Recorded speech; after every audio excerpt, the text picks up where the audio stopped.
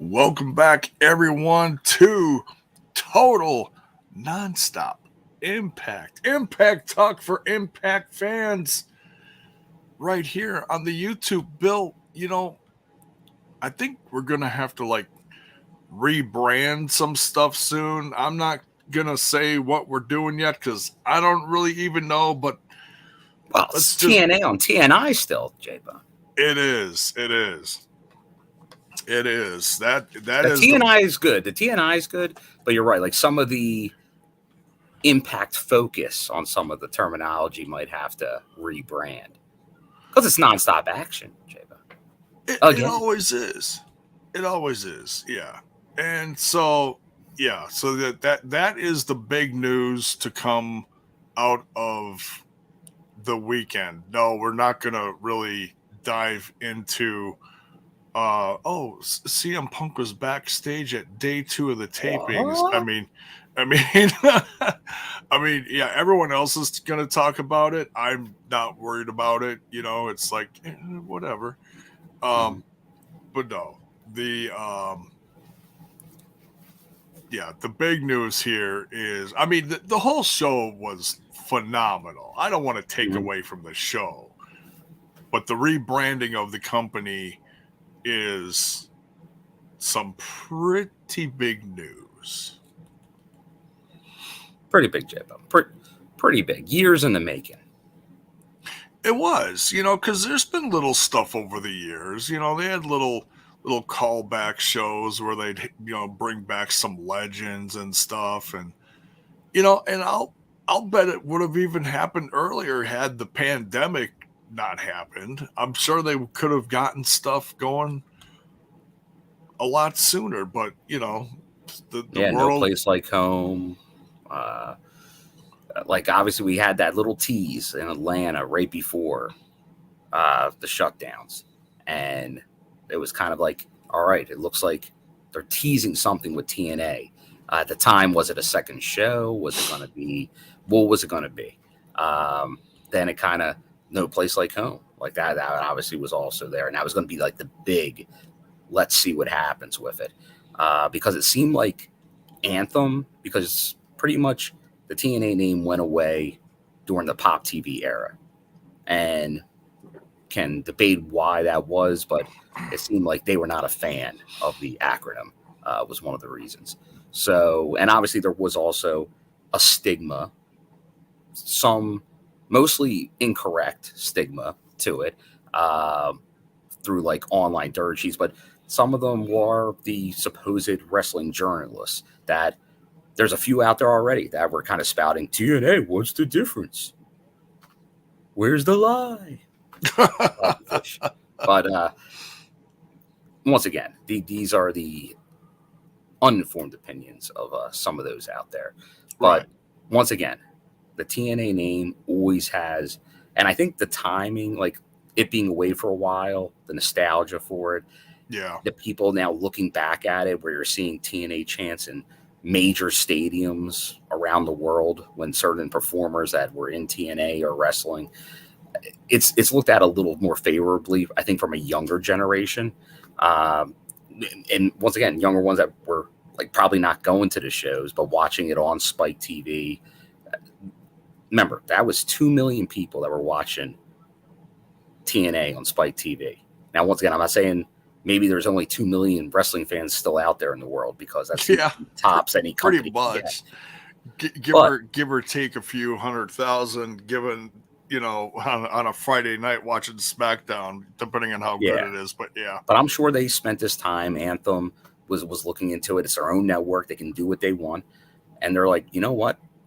No matter what we do, that's still going to be the best way we can go to the fan base out there and let them know what our product is. And they never ditched the roots of TNA. Scott D'Amore, through all these different things, like they would still, like the 20-year anniversary that we just did, a lot of that was TNA. They that rebrand, the Impact. Once again, it was the name of the TV show. TNA is the name of the company. It's an easy transition back. But hopefully it's just that build we see in January, where all right, you're back with the name. Everyone's kind of the positivity's there for it. Now they've been delivering, but you got to get the eyes. You got to try to get, obviously, access TV, more homes. That's the key. Because Yeah. leaving the network, I know people are always going to go with that. They're not going to leave that. You just got to get in more homes with that network, doing stuff like the YouTube. But maybe there's even other avenues you can have it. Maybe a second show at some point to follow up, because now you have the flagship. But obviously, anything like maybe BTI goes back on TV. All different things you can do. Like, I think it opens up a lot more avenues. And then hopefully with Access TV, they can really brand it, just like when TNA was on Spike. That was the flagship show on Spike TV. And now, obviously, it is on Access currently. Impact's been their highest rated show, but you need other things to go around it. Hopefully, that means advertisers. Maybe old TNA advertisers come back. Maybe, and then you kind of build up the additional Impact related shows, but then you start hopefully then adding additional content. You get some other shows other than just the music they have. I noticed something big right off the bat. What was the first thing you noticed when you walked into Cicero Stadium? What did you see? Oh, well, when we first walked into Cicero Stadium, I was just like, it's bright. The signage, Anthem everywhere. I actually ran into shortly after all the sponsors, the president of Anthem, Mr. Ed Nordholm, and got to talking to him real bit. And I'm like, man, looks great. It's like, you guys really, like, that's the nicest I've seen that venue look, because it's an older venue, obviously. But then to have all from the guardrails to the signage to the canvas being labeled, and then he was like, well, hopefully, like, you got to be careful about it not being too much, but I think it's just the right amount for that venue of getting, obviously, the brand, some of the stuff they're sponsoring, and getting it out there, because that's what they need to do. Like, because they've been getting all these other ones. They have the movie company, they have the female MMA, so they're doing a lot of things. But now they kind of, once again, they need something to help prop up everything. And Impact was, but hopefully TNA can be even more of that. Yeah. When you walked in, and for those of you who maybe didn't notice it while watching it, go back and watch it, especially the guardrails, because they were very generous to Bill and our whole crew, sitting at ringside with Eddie and Justin flanking either side of me, and Patsy. We can't leave out Patsy. But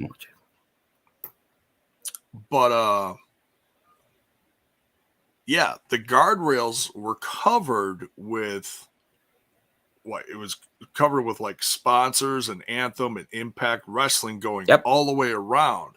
So they were covered nicely. It was They were heavy duty. Yeah, it was the good stuff. It was real deal. Yeah. So that right there, the signs in the background covering the bleachers, which was going to be, the backdrop.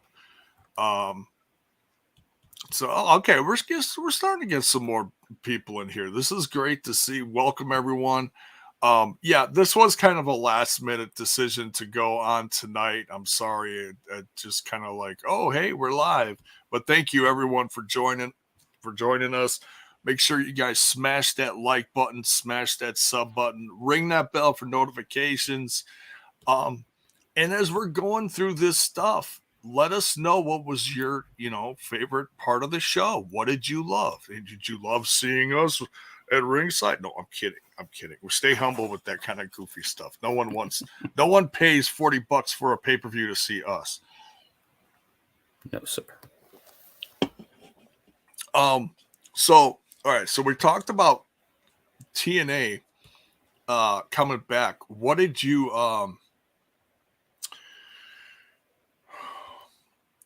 what did you think? I'm just reading the chat. Everyone's going nuts. What did you think of that that cinematic thing where everyone's walking through the woods to like a central point? Kaz comes out of the water with the crate. That was like it took me a second to figure out what the hell he was doing. I'm like, what is going Yeah, and on? I think I'm like, that was the thing. Like, you had to pay attention with right. Impact. You have to be part of the long-term storytelling, because you have Yeah. to go back to Slammiversary 2022 to really go through this angle where you have the box, the TNA box. The That was box. the Yeah. Josh Alexander What's in the backstage stuff. box? Yeah, so but that was buried there. That it's being, well, like when he was coming first, because I was watching it, I'm like, all right, the teases, all right, where are they going with this? Then he comes out of the water with it, and then that's when I start popping. I'm like, okay, all right, now we're getting into something. Yes, the lake of reincarnation. It's the no, you gotta say it right. The lake of reincarnation. People love the lake. I was waiting for who came out of the lake of reincarnation last time? I think it was More Jeff. than one. Well, Jeff did as a different character. One of his old characters, one of his real old ones. Was it Willow or something? Nah, pre-Willow. It was pre-Willow. Oh, it was something weird. Yeah. Yeah, but anyways.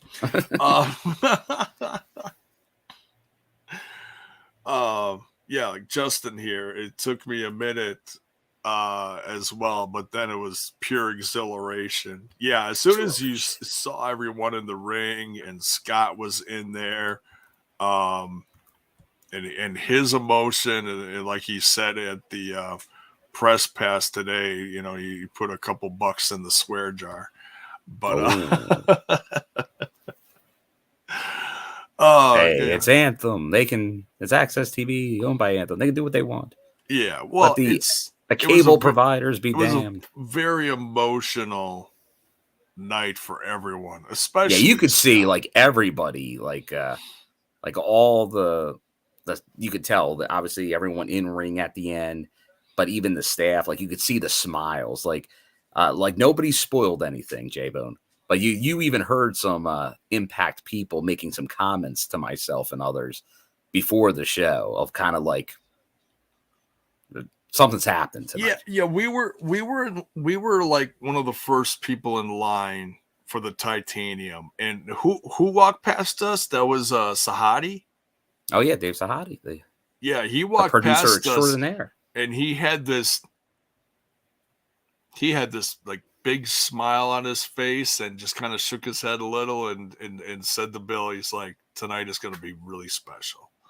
And so we're like, oh, you know, so we're like, okay, so someone is showing up or something's happening. And there were some surprises. And you knew something was going to happen regardless. It's just what. Right. But could there be, like, I know people were, I never thought, like a certain specific individuals, things like that. But the return of TNA, I couldn't have asked for anything more than that. And I wasn't one this whole time that has been drum beating like it has, like, bring back TNA, bring back TNA. Yeah. I know we've talked about it as when, like, they tease these, like, as a secondary show, things like that. But I think the long game was telling us this was a possibility. Yeah. But did I think they'd go all in like they did? I think I was even surprised, happily surprised, because, like, I know there was some fondness to it. I think the Anthem individuals, I think they thought that could help. Like once again, sell more tickets, bring in more viewers, things like that. It's nostalgia. But did I think they pulled the trigger, full rebrand? Maybe eventually, but I didn't think it'd happen yet. Yeah. But I'm glad it did. Like it feels right. Like they're building momentum, but it's just now it's what's behind it. Like we already know, Hard to Kill. That's the debut of it. It's at the Palms. It's a bigger, much bigger venue than previously at Sam's Town. So a lot of possibilities here. And we've seen, like we even have news. We know Impact announced the signing today, J-Bo. A re-signing. They did. Yeah, a re-signing. Wait, now hold on. Time out. Should we do J-Bone's news? Oh. I think the people want it. It's bound for glory review, J-Bone. This isn't just some show we come up with at the last minute. Oh, wait, it is. But still, we're giving you J-Bone's news. Okay. Jiminy Christmas. And now, Postbound for Glory, edition of J-Bone.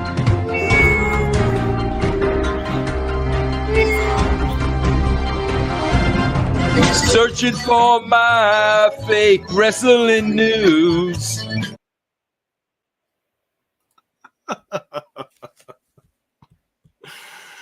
Yeah, Keith. Love the Django. Yes. Who doesn't? The news was actually. Oh wait, did we thank Terrence Sullivan? Oh, we got to jump in there. I love how we're burying the lead. It's awesome. But Terrence Sullivan, thank you for that super sticker. And you know what? I know some people don't like us always playing it. But after what we saw to close that show, J-Bone, I think it's I might just go. I might go crazy with it tonight. Impact Wrestling. But you know what? We got to change it. The TNA. We got to find the new soundbite. We're effing back. We're back. We're back. Oh man. All right. So the news, and it was like, so if you missed the announcement, which I clearly missed the announcement, I was at work super early this morning. So I didn't catch anything until like midday, seeing some headlines. But they announced on the press pass the first official rebranding TNA signing going into the new year is PCO. Re-signing, signing, whatever you want to call it. You could say the X marks the spot, J-Bone. Oh yeah.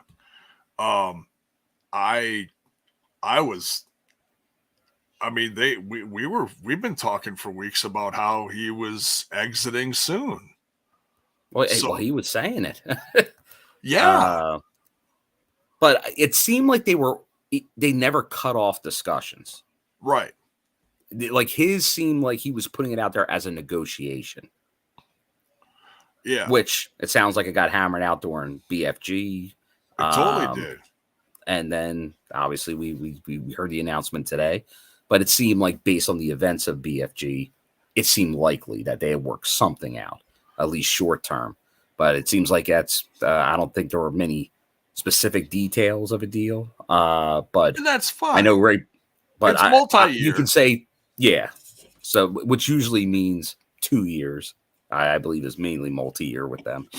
But that's great news because once again, J-Bone, you can now speak to it. Obviously, you've been there previously, but one of the best pops of anybody on the roster is PCO for a live crowd. Oh, big time.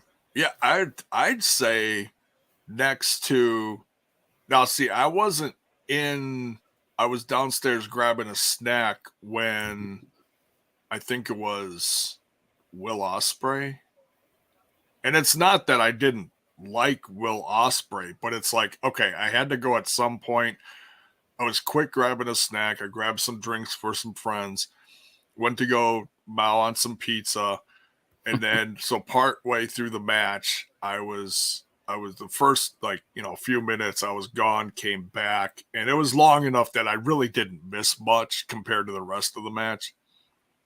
But yeah, okay. That PCO, and I was expecting someone else to win, and PCO takes the pin. Mm-hmm. Because that's old school. That's old school. The old school wrestlers, when you're, retiring, leaving, whatever, you go out on your back. That's what they do. A majority of the time. And so that's what I was expecting. And when he won, it was like, whoa, what's this? And everyone around me is like, oh, he signed. And it's like, what? Do you think so? Really? And so that was, that was the feeling at least. And then sure enough, a couple days later, today, it was officially announced. So that's a big one. I if anyone was going to criticize me on this, it was going to be this guy. Mayor says, J-Bone, how dare you leave to eat when you have Ospreay wrestling Speedball? It's like, I went to go get a snack. I came back. It's not like I left for the whole match for too many Christmas. You knew you had a few minutes? I knew. Well, it was like entrance time. It was. You can leave during the entrances and stuff. Well, I can't, but that's okay. You're stuck in the corner. You ain't going anywhere. If I can't get it done before the show, then it's not getting done. But yeah, PCO, and I love PCO. I love seeing these veterans just do their thing. It blows my mind. It really does. That a guy his age, whatever he is, 50s, 60, 1,000 years old, whatever, he's not human. He's not topes and all the stuff he does. I can't even name half of it. But when he's diving all over the place and crashing through barriers and wrecking ladders within a minute into the match, it's like, geez Louise. This guy ain't wasting any time. But yeah, it warms my heart to know that he's staying. Hell, I'd say somewhere over the next year, make him champ. Why not? The guy's popular enough. But I think we could definitely see him into major storylines, no doubt. But now here, Jay, and we have. But here's something we haven't seen yet. But now there's potential based on something else we saw during that end of Bound for Glory video segment.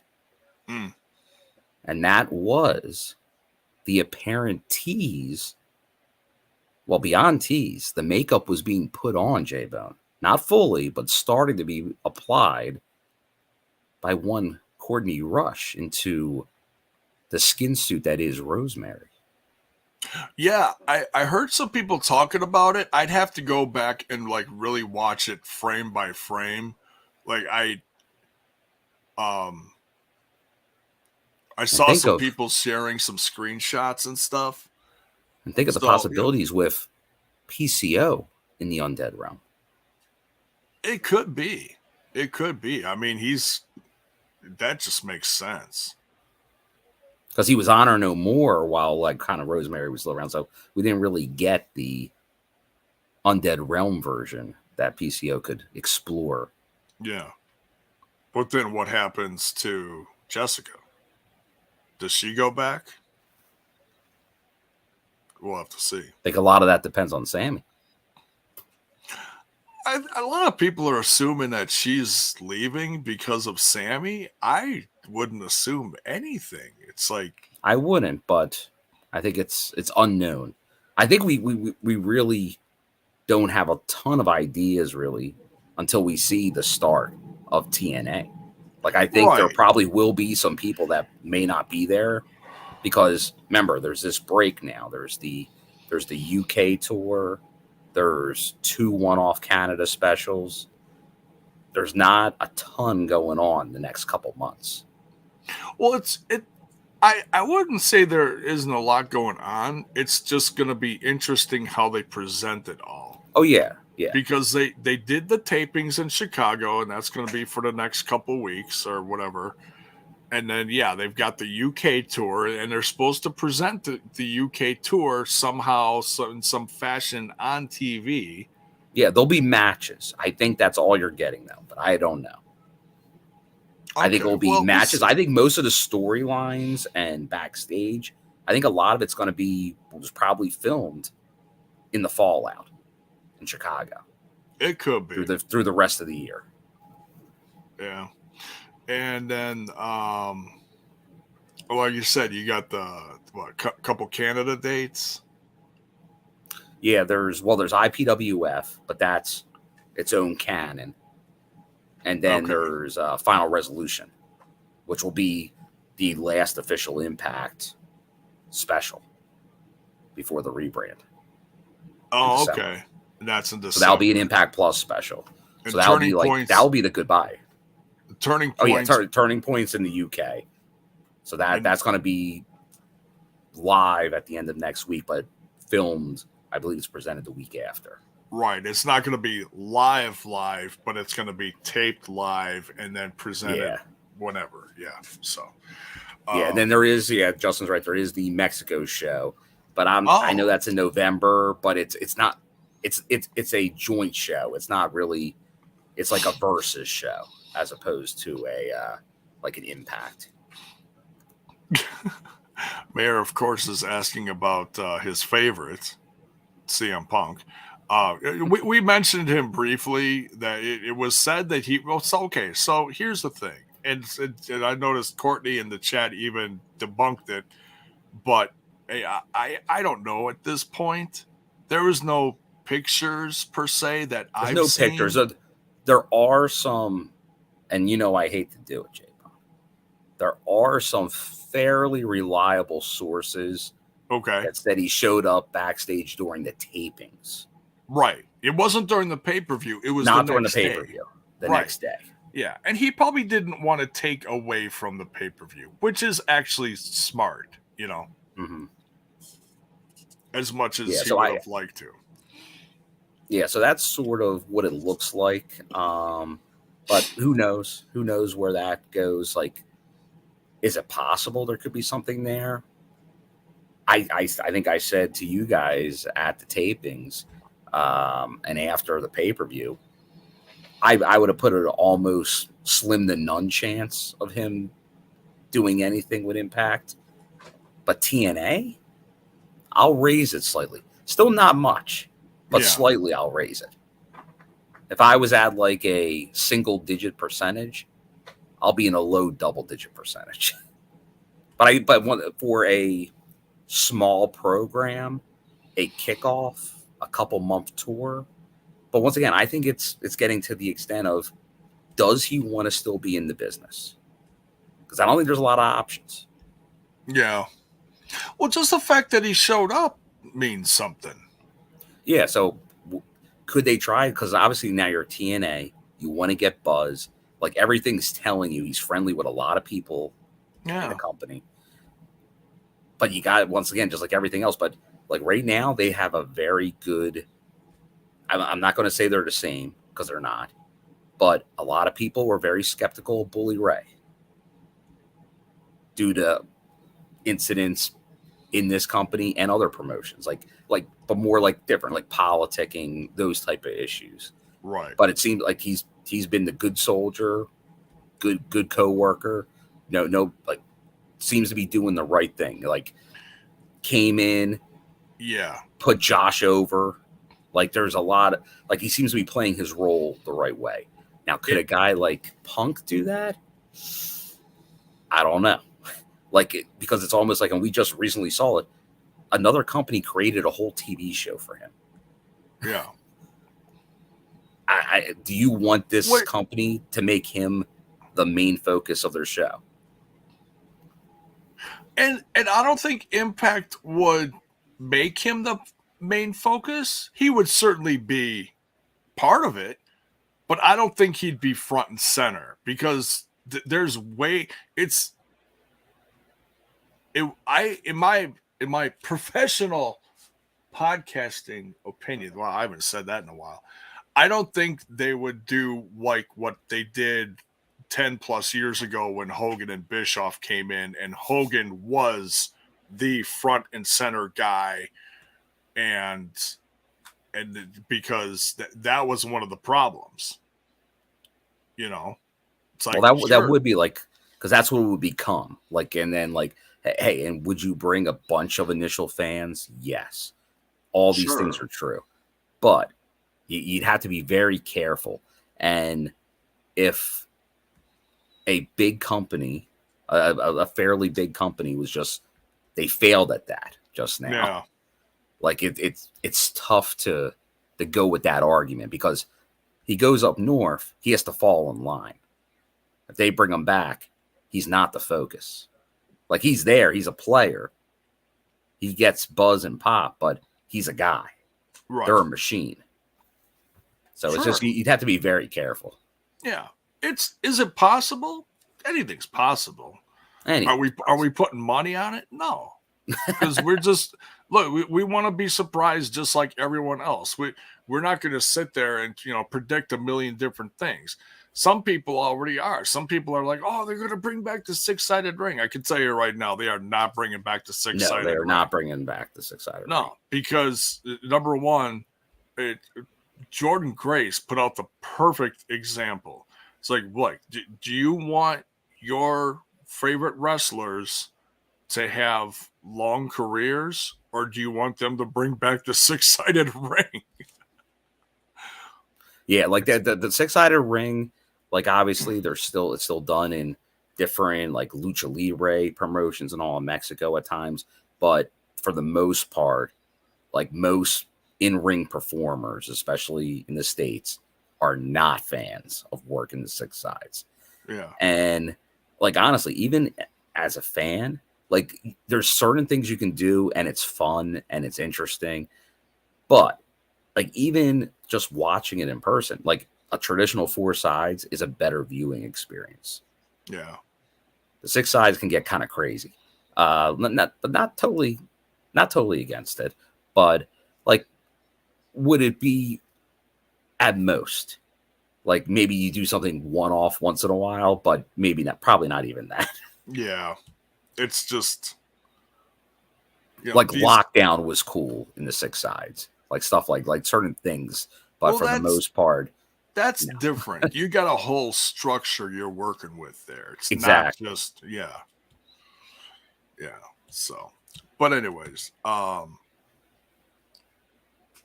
we talked about PCO, and the Hard to Kill date in Vegas is at the Palms. The Palms. Now, the Pearl Theater at the Palms. Now that is, I'm guessing that is bigger than Sam's Town.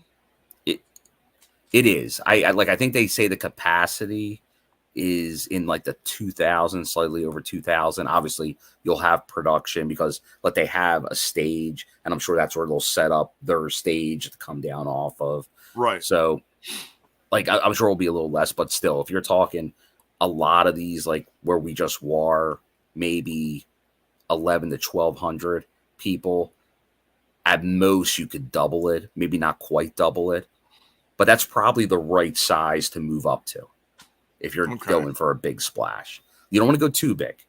That's always the issue. Like we talk about that. There's companies right now facing this dilemma, and TNA faced this dilemma when they started booking all the college venues of 5,000 or more seats, and you would get a couple thousand people, but it wouldn't look full. Right. So you want to play to your size. And I know even in my market in Philadelphia, it can be difficult to find that right size because you have a great venue like the 2,300 Arena, but that's like 1,000 people. You go to that next level up and it's tough because you don't want to go to the 5,000. Yeah. But you want to go above 1,000. That sweet spot of maybe 2 to 2,500, maybe 3 in a max. There's not as many of those venues out there. Yeah, like the Odeum in Chicago was perfect. That dates back 4 years ago for Bound for Glory 2019. And that was, right before the pandemic. And that's another thing you got to look at. Like, are we talking a couple big pay-per-views a year, those size venues? Like a Bound for Glory, a Slammiversary, that's fine. But a normal TV taping, if that's how they do it, because remember, we heard rumblings, they may go to a different format. They may not do as many of the on-the-road TV tapings as before. So, because remember, it's a lot easier to sell a live show than a tape show. Oh, sure. Yeah. So, yeah, we'll see what they do. We can't assume too much, but the rebranding is very big. TNA. Yeah, those, I tell you what, man, those, he's got the DVD board game. Is that still sealed in the plastic? Sealed. It's sealed. My goodness, what is that thing worth? I'll tell you what, Probably not much. 2024, it's gonna be worth a lot more. So, hey, Eddie's in the chat. What's up, man? It's just this guy. Just some people, when they sit next to you, like Justin's always the consummate professional. Along there with his wife, he behaved himself. We had some great laughs. Eddie on the other side of me, he's like, "Hey, can I sit on your lap?" It's like, bro, come on. I almost had to give in at one point because we were like, packed in like sardines. But no, I'm kidding. That didn't happen. But no, no, it was great meeting Eddie. We had a lot of laughs. We had a great time. And it was great meeting Eddie's mom too. We hung out. It's take that back. I take it back. It's all all out of love. Yeah, we had some great laughs. We had some great times. Had some great eats in Chicago. Before we go into the results, Bill? What stood out from the weekend overall? What was like your favorite part of it? Was it camaraderie of everyone? Was it the event itself? Was it the deep dish? Oh wait, you didn't join us for the deep dish. No. Sorry. Yeah, I got a little late start. It's tough to say. Like, probably, and it's just a cop-out answer of the easy thing to say. Just seeing everybody, the united fans, wrestlers, the group when the announcement came at the end of the pay-per-view. Oh, yeah. The return of TNA. Just everybody, the elation. Like everybody was on cloud nine. Right. Yeah. And so that's tough to pass up. Yeah.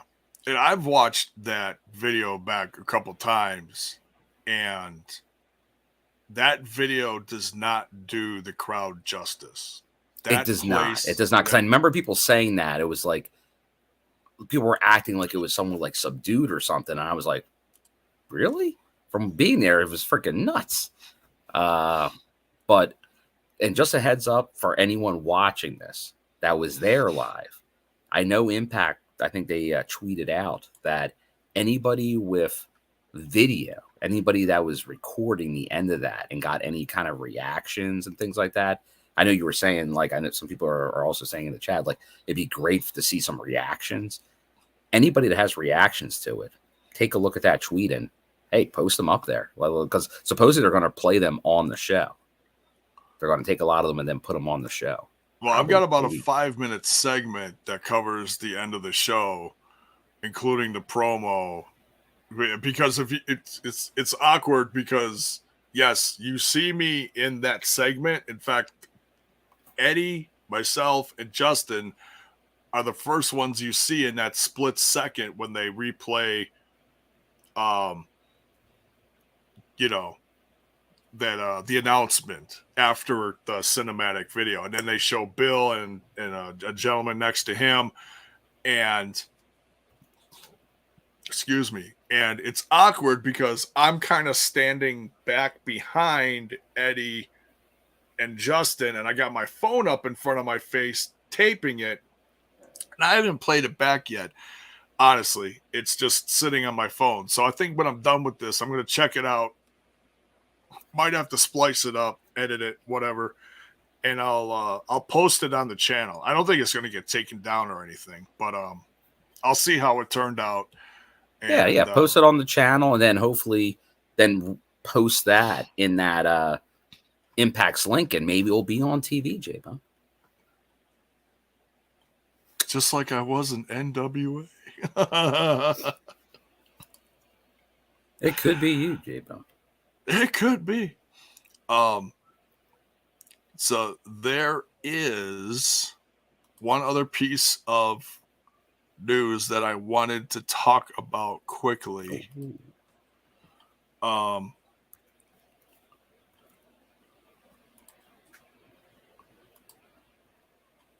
Everyone's got news. There is some new artwork for T-shirts and other merchandise that was designed recently. We were hoping to get it approved before Bound for Glory, but as of today, there is a 25% sale between the 24th and the 26th. So it landed perfectly, actually, in my opinion. The new artwork on the Spread shirt website, and that link is in the description of the video, is welcome to the shit show. And honestly, it's one of a kind, because it's probably going to be the last piece of merch that we do that has this logo on it, because we're going to rebrand some stuff too, like we've talked about. We're just not sure what yet, but yes, so this is available for t-shirts, mugs, shorts, bags, all sorts of stuff. So head on over to the site, 25% off. It's one of the biggest sales recently. Whoa. So go check it out. I know I'm good. And yes, Mrs. J-Bone did help design it. She gave me, she was helping me with ideas. There you go. She did. In fact, I'm surprised this actually got approved on there. Thank you, Spreadshirt, for approving it. So, thank you. Oh, T. Hughes here with this is interesting. This is kind of. He said, "Do you think they bring back the tunnels?" It kind of depends on, I think, the venues that they go to and what kind of size stage they go with, because those aren't exactly small. Yeah, I would. Well, obviously they were able to do it in the Impact Zone years ago, but that was a stationary location. Yeah. To bring them on the road, I don't know. Because then you do need to have enough size to kind of work them in. So I wouldn't count on them, but you never know. Yeah. Yeah. There is some new merch, J-Bone. Oh, on the Impact site. Yeah, there is. You talking about the new TNA shirt? Well, there is that, and there's also a new MK Ultra shirt. Oh, as far as like roster shirts, yeah, there's actually a lot of them, and I bought one of them this weekend. Not all of these were available at Bound for Glory, but I did pick up one of them that was available, and that was the new Jake something shirt. Very cool shirt. Kind of, I don't know. It's just cool, Actually, kind of looked like an old school like WWF shirt, honestly. Just the way the background is and where he's in the shirt, and just cool. MK Ultra, Crazy Steve. It's got a distorted version of his new mask on there. That's a new shirt.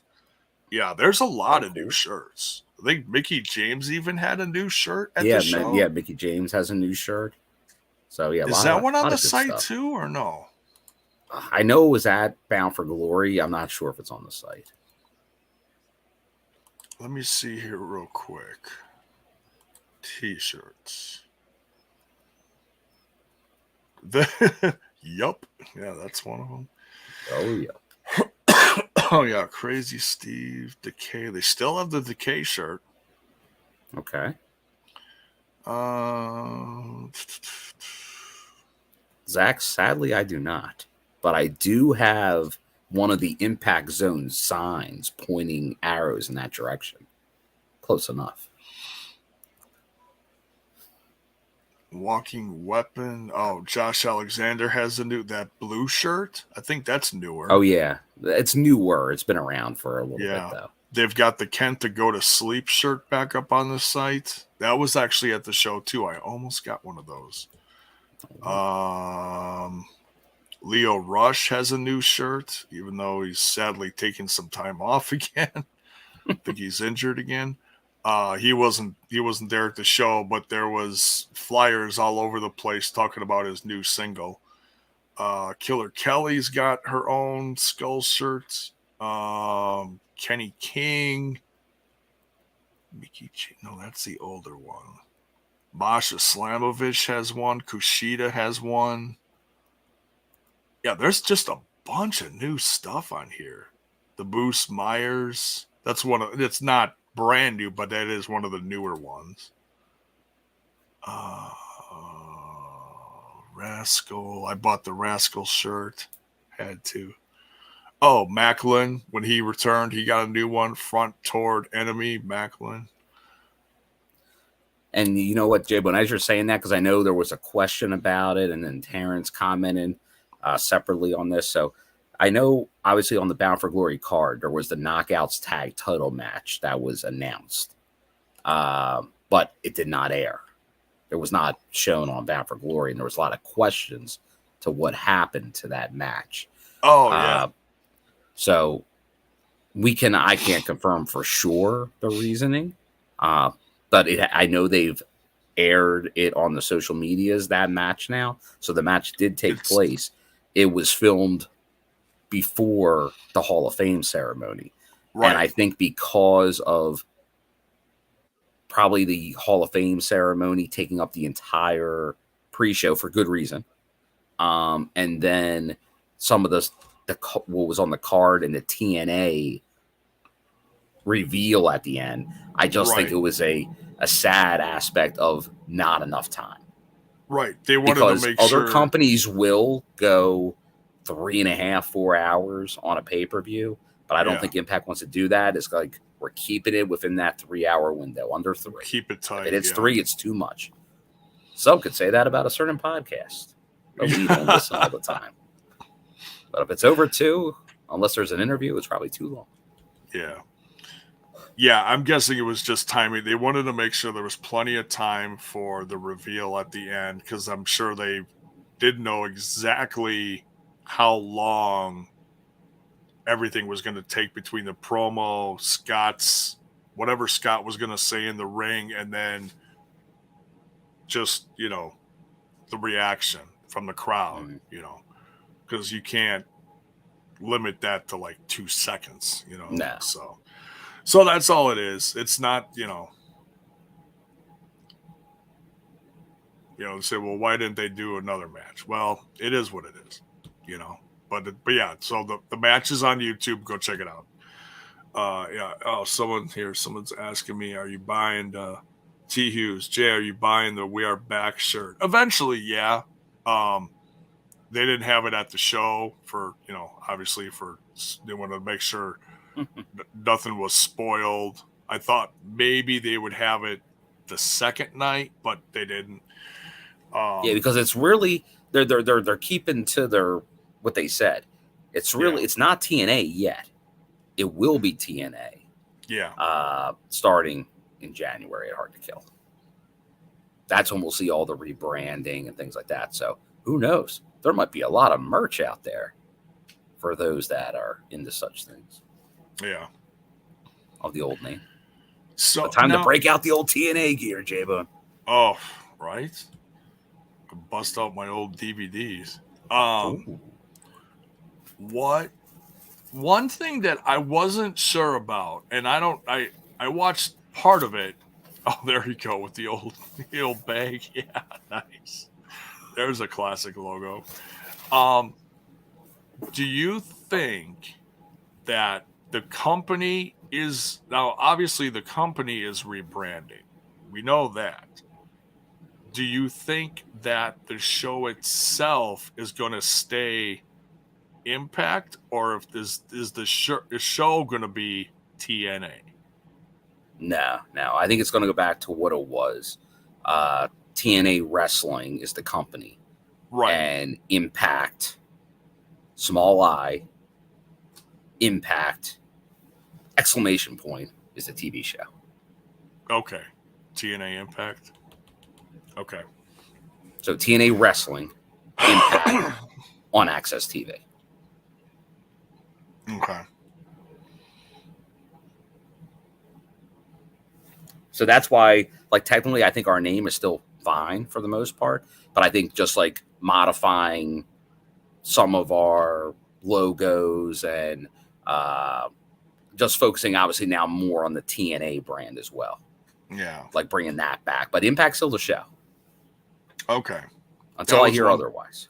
That is one thing I was wondering about. I'm pretty sure. Like, I saw a logo that looked like if you look at it, I did see somewhere, and it seemed legitimate, of like it's a revised kind of classic logo of the TNA over the Impact. So I think that's still good to go. Okay. One last question, that we'll go over results and talk about the show itself. T. Hughes says, another question, do you think they're keeping the Cross the Line theme or use something different? Well, they played at the end of the show, they played the Cross the Line theme. Yeah, like I think they're definitely going to start with Cross the Line, no doubt. Yeah. Now, could it be at some, like, I think worst case, you got to have Cross the Line, and maybe it goes into something else, but you got to have the beginning of Cross the Line. Yeah. But I'm hoping, obviously, that's the era that I think everybody for the TNA is to Cross the Line.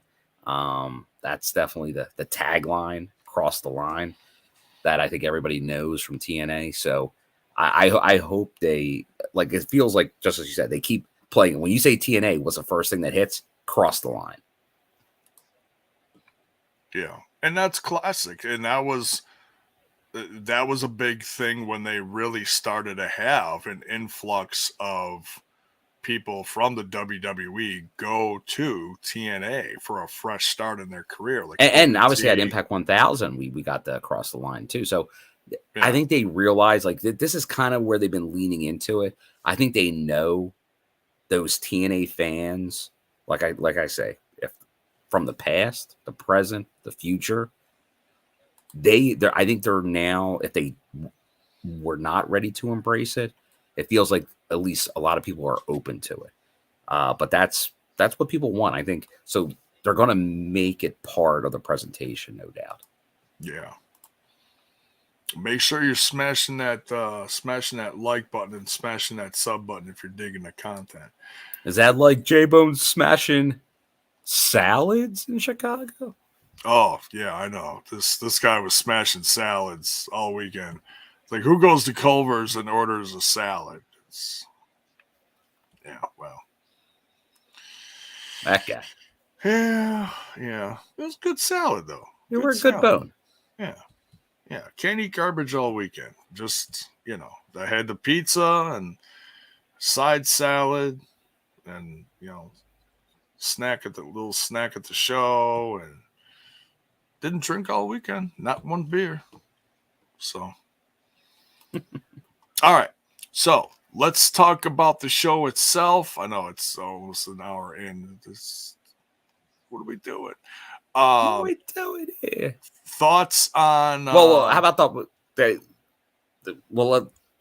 Hall of Fame first? Do you want to cover a little Hall of Fame? Oh yeah. I was gonna just do some quick thoughts on Tracy Brooks and Mike Tenay. I thought presentation very good, very good. I think it was great that they had the guests there, obviously the families, but then like Wildcat there, ODB, great to see. And then Gail Kim, great introduction to Tracy. And I thought she kind of hit everything. She kind of went through it all, was good. Like she had she was getting emotional, but she was keeping in check. So good job by her. But definitely a well-deserved.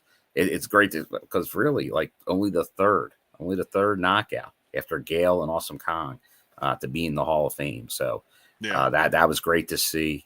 And then honestly, the Mike Tenay one, just like the Professor, could it have been any more perfect? Like, Just so much class. So much class. Like the way he did it from talking about Don West to going over his time in the industry to TNA. Yeah. And kind of for a guy that kind of, I wouldn't say had a negative way out, but kind of those, you could tell like kind of like left it wasn't maybe on the best terms, but seeing everybody embrace the return of Mike Tenay and him embrace it back so much amazing. It was great to see, because it felt like we were never going to see Mike Tenay back in a capacity, because like they've been in Vegas so many times and he lives out there, and he just like, how has he not returned in some type of way? But to see that in obviously Don's hometown, it was great. It was great. It was a great production. And I know Ed even said it, the way the end, like where he kind of gives it over to Tom and the Drama King. Oh, just like, so like it was smooth as butter, J-Bone. It was. The guy has not lost a step. He was fantastic. So once again, and that's great job. And yeah, put him in, and you can just see it, like the guys like Tom and Matt, like the way they reacted to it live right as it happened, and then post show. Yeah. You could tell like everybody, like he was giving flowers to everybody, J-Bone. It was. And then just meeting both of them. I mean, Tracy was nice. You know, it was short but sweet. Yeah. But the fact that, and I gotta thank Trent, because I was so like exhausted by the end of night one, and they had us zigzagging all over the place. It wasn't the best setup for the meet and greets, because they had, it was tight with so many people in there. It was tough to do meet and greets. Well, and it wasn't an easy setup. They did MK Ultra because they were in the first part of, pre Hall of Fame is when they taped the match, and they didn't have them there for the meet and greet. Completely understandable. Yeah, so that got added, just added more chaos to the end. Right. So they were in the end, but they were lovely. Will Ospreay, amazing meeting him. He was so much energy and so happy and so grateful to meet all the fans. Treated everyone like they were special. But today, oh my God. So Trent walks over with me to Tenay, and he's like, because Trent had the opportunity to talk to Tenay backstage briefly, and which I'm so insanely jealous of. But we had our time with him, so I can't be that jealous. But he told him about how we would do the throwbacks and how we reviewed each one episodically, every week. And you can go back on the channel and watch all these episodes. You can. I mean, we had a blast doing them. I'm sure some do them and they're very, where's that word? Critical, of how it was. And yeah, we were critical at some points, but we had so much more fun. I was critical of the refereeing. We all were. We were, freaking Rudy Charles, So whatever happened to that guy? Oh yeah. Became a big timer. He is. He's doing great.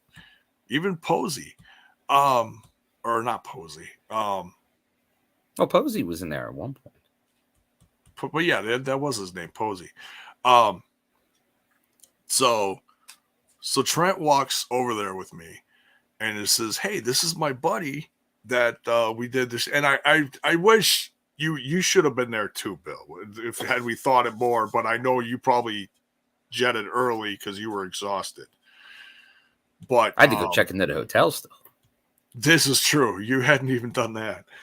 But we walked over there we talked to him for a couple minutes.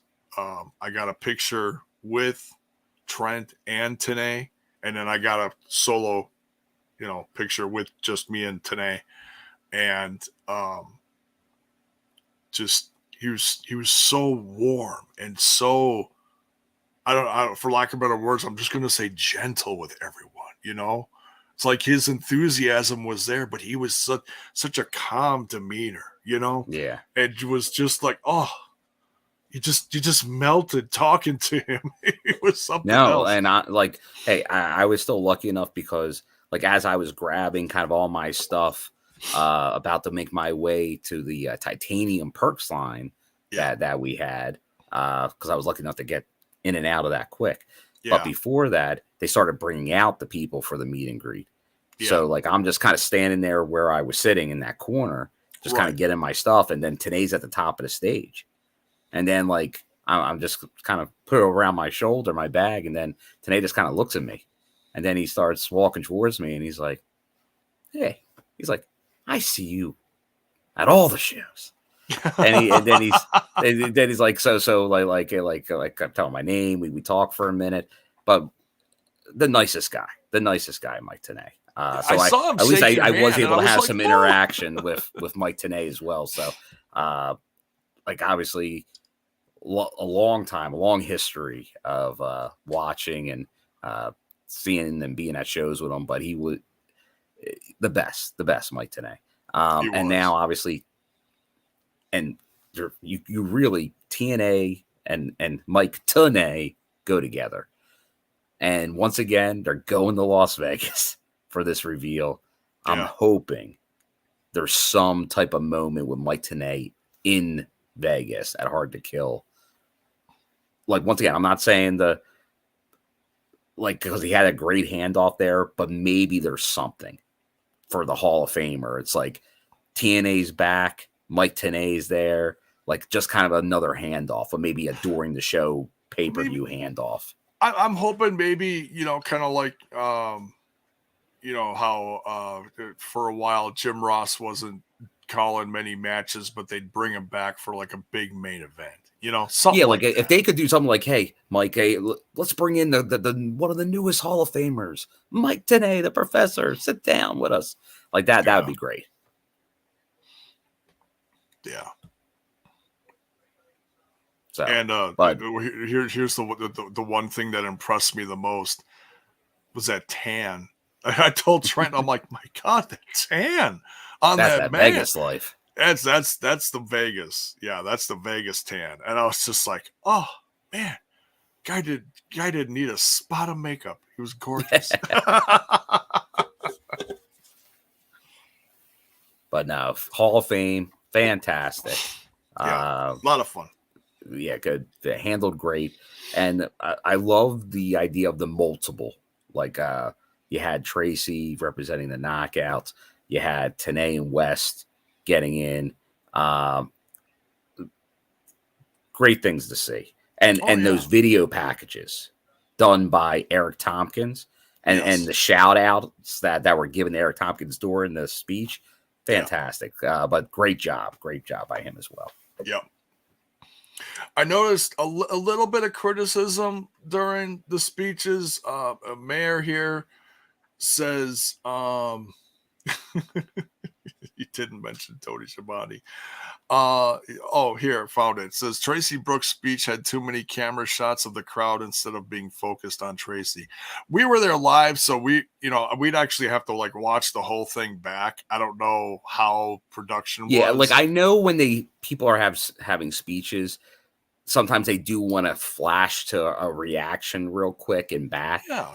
But I can see that if you go too long on the fans instead of that. But especially when you have applause or a reaction to something when they're not talking, because you obviously want to focus on them when they're talking. But I'll have to go back and check that. But yeah, definitely anyone on the Twitch, if you have the Mike Tanay face, feel free to throw it up in the old chat there. But I know people are asking for it. Do we still have the soundbite with Mike Tanay? We got one of Don West. We got a couple of. Yeah, hold on. No, here it is. You can take this microphone and shove it up your ass. Oh yeah. Today's face He's at the end. Is actually at the end of that. Yeah. This is still one of my favorites right here. And where to go? Here we go. If you have small children, please ask them to leave the room right now. I'll tell you what fun is Don West. Oh, in wrestling history. His and I said this, I don't know how many times on the Asylum reviews, is that there was nothing more authentic than Don West losing his ever-loving mind during portions of matches when something crazy, Are you kidding me? You've got to be freaking kidding me. Oh, just, you said it a billion times that you can't, you never got bored hearing it. Yeah, and kudos to the Wildcat for going the silver on silver with the shirt and the tie. Don would be proud because we always had to, on the Asylum reviews, had to go the shirt tie combo. We saw him walk in with ODB and they were sitting by each other. Yeah, that was cool. I don't think we saw any other classic faces there. If there were, I did notice them. If because they got kind of snuck in and then they were like it could be backstage as well too. So that's who was okay with being on camera. Yeah. So, all right, let's talk about the matches themselves. So we're getting into the first match. Yeah, about an hour and 8 minutes in. I think we're right on top of things. We're ready. We're right on time with this. Now we're gonna blast through.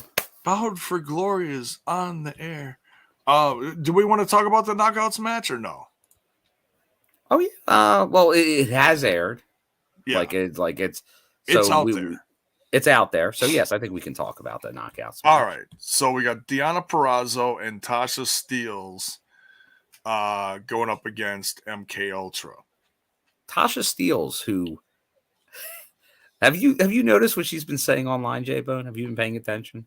I haven't been online at all. I've been in the Discord. It's very funny. A little, but that's it. She's saying she wants to be a cage dancer with TNA back. That's hilarious.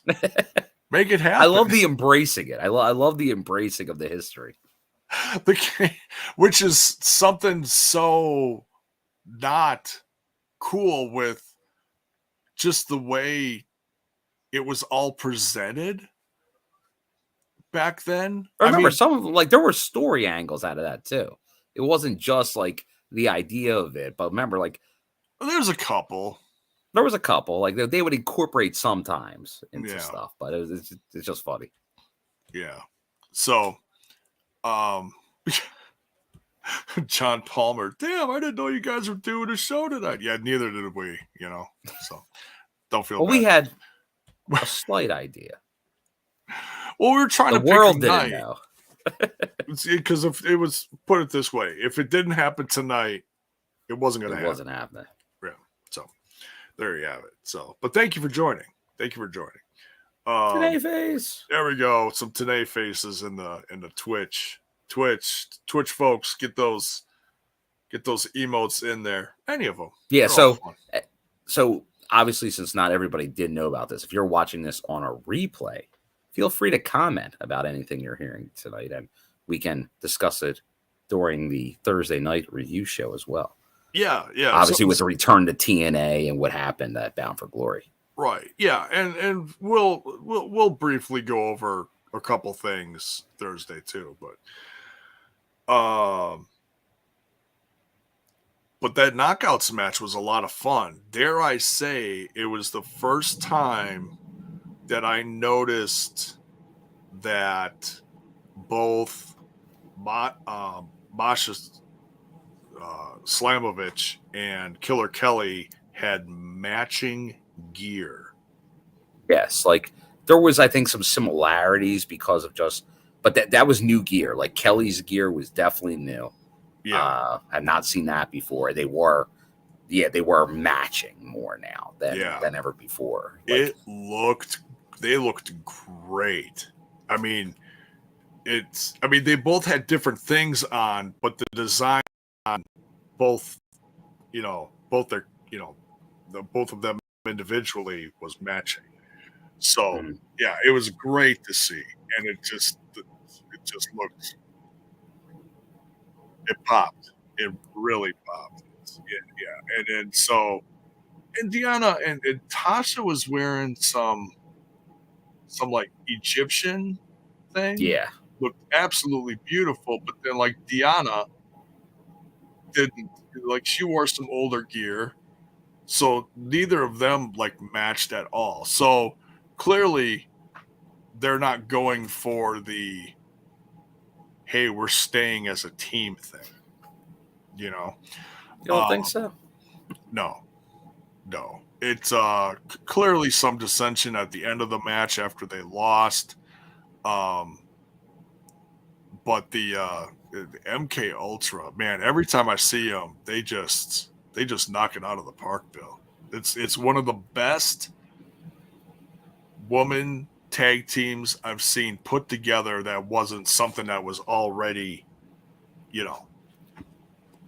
existing. Because so many times they stick people together and it's like,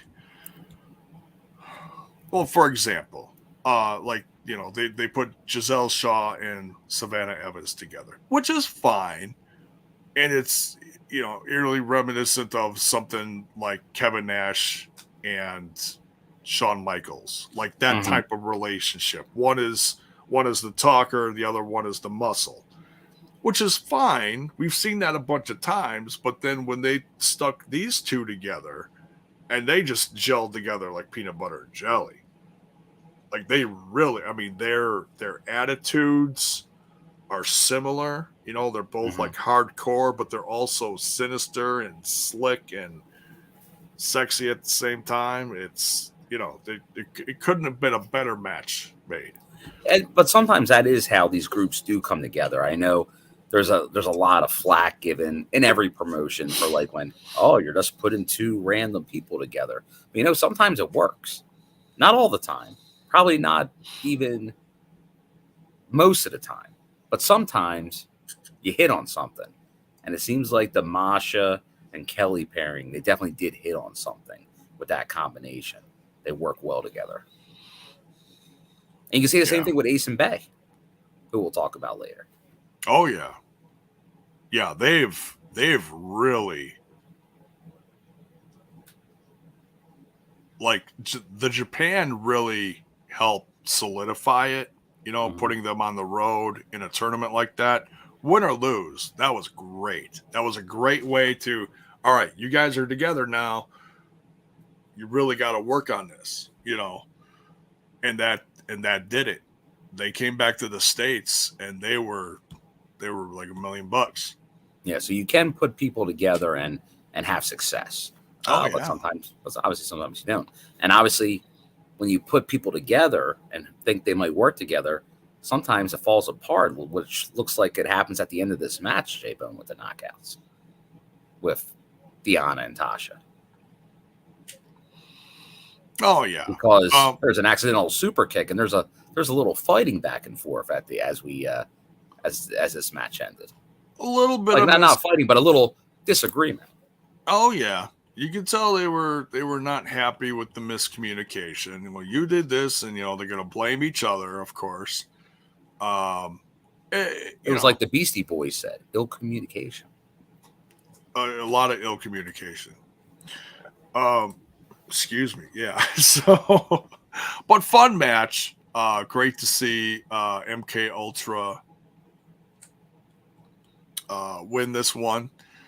And, well, you guys will just have to wait and see in the what happened during the tapings to Tasha Steelz. And you got to be able to contain yourself, J-Bone, because we know J-Bone's not used to this. Can J-Bone remain spoiler free in his commentary going forward? Because I know it's going to be tough for you, J Bud. I know I screwed up last time when I was so excited about when I got that piece of the table that got autographed from PCO when he went through that table, and it's like, and everyone's like, "Hey, wait a minute, we didn't see that. What are you guys talking about? When did this happen?" And I was like, all of a sudden it was like, "Oops." Little spoiler alert. PCO goes through a table and I got a piece. Yeah. So, no, we're safe not to say PCO just goes through tables in his spare time. Yeah. Because why not? He's PCO. Yeah. That's how he goes to sleep at night. He counts, sheep going through tables. So normal. French Canadian Frankensteins. I'm sorry I had to laugh because, damn, I just pictured that. Oh, gosh. Okay. So, all right. Main card now after the Hall of Fame, which we discussed. Bound for Glory is on the air. We start out hot. Oh, my God. And it wasn't really a bad match on this show. They all brought something. X Division Championship on the line. Chris Sabin defending against the Bullet Club's Kenta. Your thoughts on this, man? The best, the only guy I think of when I hear about the go to sleep, Kenta. So good to see him back in Impact. That had been a little while. So great to say, and great to see about to be TNA employee himself, Kevin Martin. Oh, welcome. Good to see you, Kev. Now, yeah, I don't think I even got to really interact with Kevin. It's like one of the few ones. It was so busy, I really didn't get a chance to really see Kevin. Because sometimes Kevin actually is on the camera. So like I'll just kind of see him going back and forth, but and he was still doing, I'm sure, plenty of camera work, but like on like the main cameras ringside. But this was interesting because we saw, now you were doing the Lucha stuff day 2. Okay, so you were already inside. And when they brought out a couple people, like, I don't know, just checking the lines, checking the crowds or whatever, Kevin Martin actually came out with some other gentleman and like looked down the line or something. Before Bound for Glory, he did as well. I think. Okay. Like real briefly, I may have seen him, but once again, I didn't get to interact with him. And Kevin here, you could tell how busy he was. Dude, I saw Trent in passing and felt so bad I couldn't say hello. So it felt like Kevin Martin either had different jobs to do, is what it felt like, because we didn't see him in the typical. I think he has a million jobs to do. Camera position. Well, he doesn't do that all the time, but he does that a lot of the time. He does that. Okay. So I think it all depends on what's needed on a loop. Right. But still, it was great running into him. So whatever your jobs were during Bound for Glory, congrats, on an amazing show. And we know he plays a part in everything back at the studios and all that. Yeah. But whatever parts you played in certain things, like the production, like from everything we talked about early in the show, from the look of the venue to the backstage segments to the videos for like the Hall of Fame speeches, to the video package with the TNA reveal. Yeah. Just chef's kiss. Oh, yeah. Yeah. Just great shows from start to finish, Kev. It was great. But yeah, so what'd you think of Kenta versus Chris Sabin? Hey, Bound for Glory, Impact, TNA, whatever you want to call it. X Division, great way to start. Always is. Always. Yeah. I'm not going to say never a bad thing. No, never a bad thing. Although I'm not going to say in the win for Chris Sabin in a very, very good match. Very good match. in the back of my head, I'm not going to say I did not think about the possibility of option C being the final reveal at the end of the show. Because I did have that feeling. I'm like, well, you got Chris Sabin going on early, so he'd be rested by the main event if he wanted to go cash in option C. But obviously that did not happen. But I still feel like at some point we could see. But we'll get into what the main event is for Hard to Kill and all later. So now I'm going to sidetrack it, but it feels like maybe that could be the end of a Shelley reign, as if Sabin option C them, have the Motor City Machine Guns collide. But we'll get into that as we discuss that Hard to Kill main event a little bit later. Yeah. And so, since we already talked about the TNA reveal, extra kudos during the Scott speech for Chris Sabin, I think, trying to calm him down. Because he's the one that grabbed the coach. Because the coach was just going nuts. He was like all of us. Well, he threw the first mic down and they had to give him another one. He was at 11. He turned the amp up to 11, J-Bo, which is what he should do. Oh, yeah. But once again, just getting into how the reaction of everybody, just when they exited the ring after all that, the coach comes over, give the double, give the high 10, not a high 5, high 10, J-Bo. Oh, nice. Very cool. Everybody was there. Even Eddie and Alicia, the heels who were in on the TNA thing, they were even all excited about. You couldn't help yourself. Yeah. Yeah, and Kaz was out there behaving, it was... Oh, yeah. Yeah, and I tell you what, Daniel Spencer was kind of pacing back and forth right in front of us.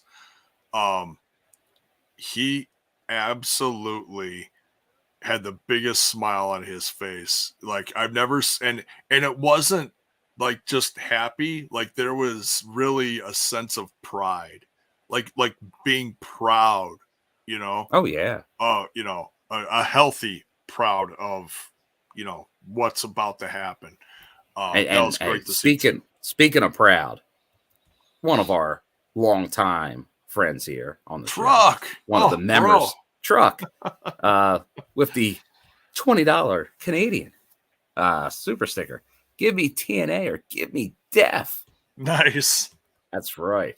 I love the enthusiasm, because think of all the t-shirts we're getting. But until we get the TNA version, we got to re-edit it now. We get Impact Wrestling! Yeah. Because it is still Impact Wrestling, J-Bone. It's not officially TNA yet. Yeah. Yeah. Kevin Vard. The only spoiler we're giving away tonight. And honestly, I don't know where Truck came from. It's some stuff just sticks, It's just... Well, we'll probably give you the whole thing. Oh, there you go. Dr. Yup. Dr. Yup. That's our champion. We need Dr. Yup in here. Yup. Oh, yeah. All right. So, yeah. So amazing. I was kind of hoping we'd see more from Kenta, but sadly we didn't. But that's not to say he won't return. So he may, J-Bone. He may return this week. We don't know, J-Bone. Yeah, well, I mean, okay, that's it's a spoiler, but it's not really a spoiler. I mean, if he's in a backstage segment, okay, I'll say that. We don't know, because all we saw was wrestling, so. I'll tell you what, I'd love to see the Rascalz versus the Bullet Club.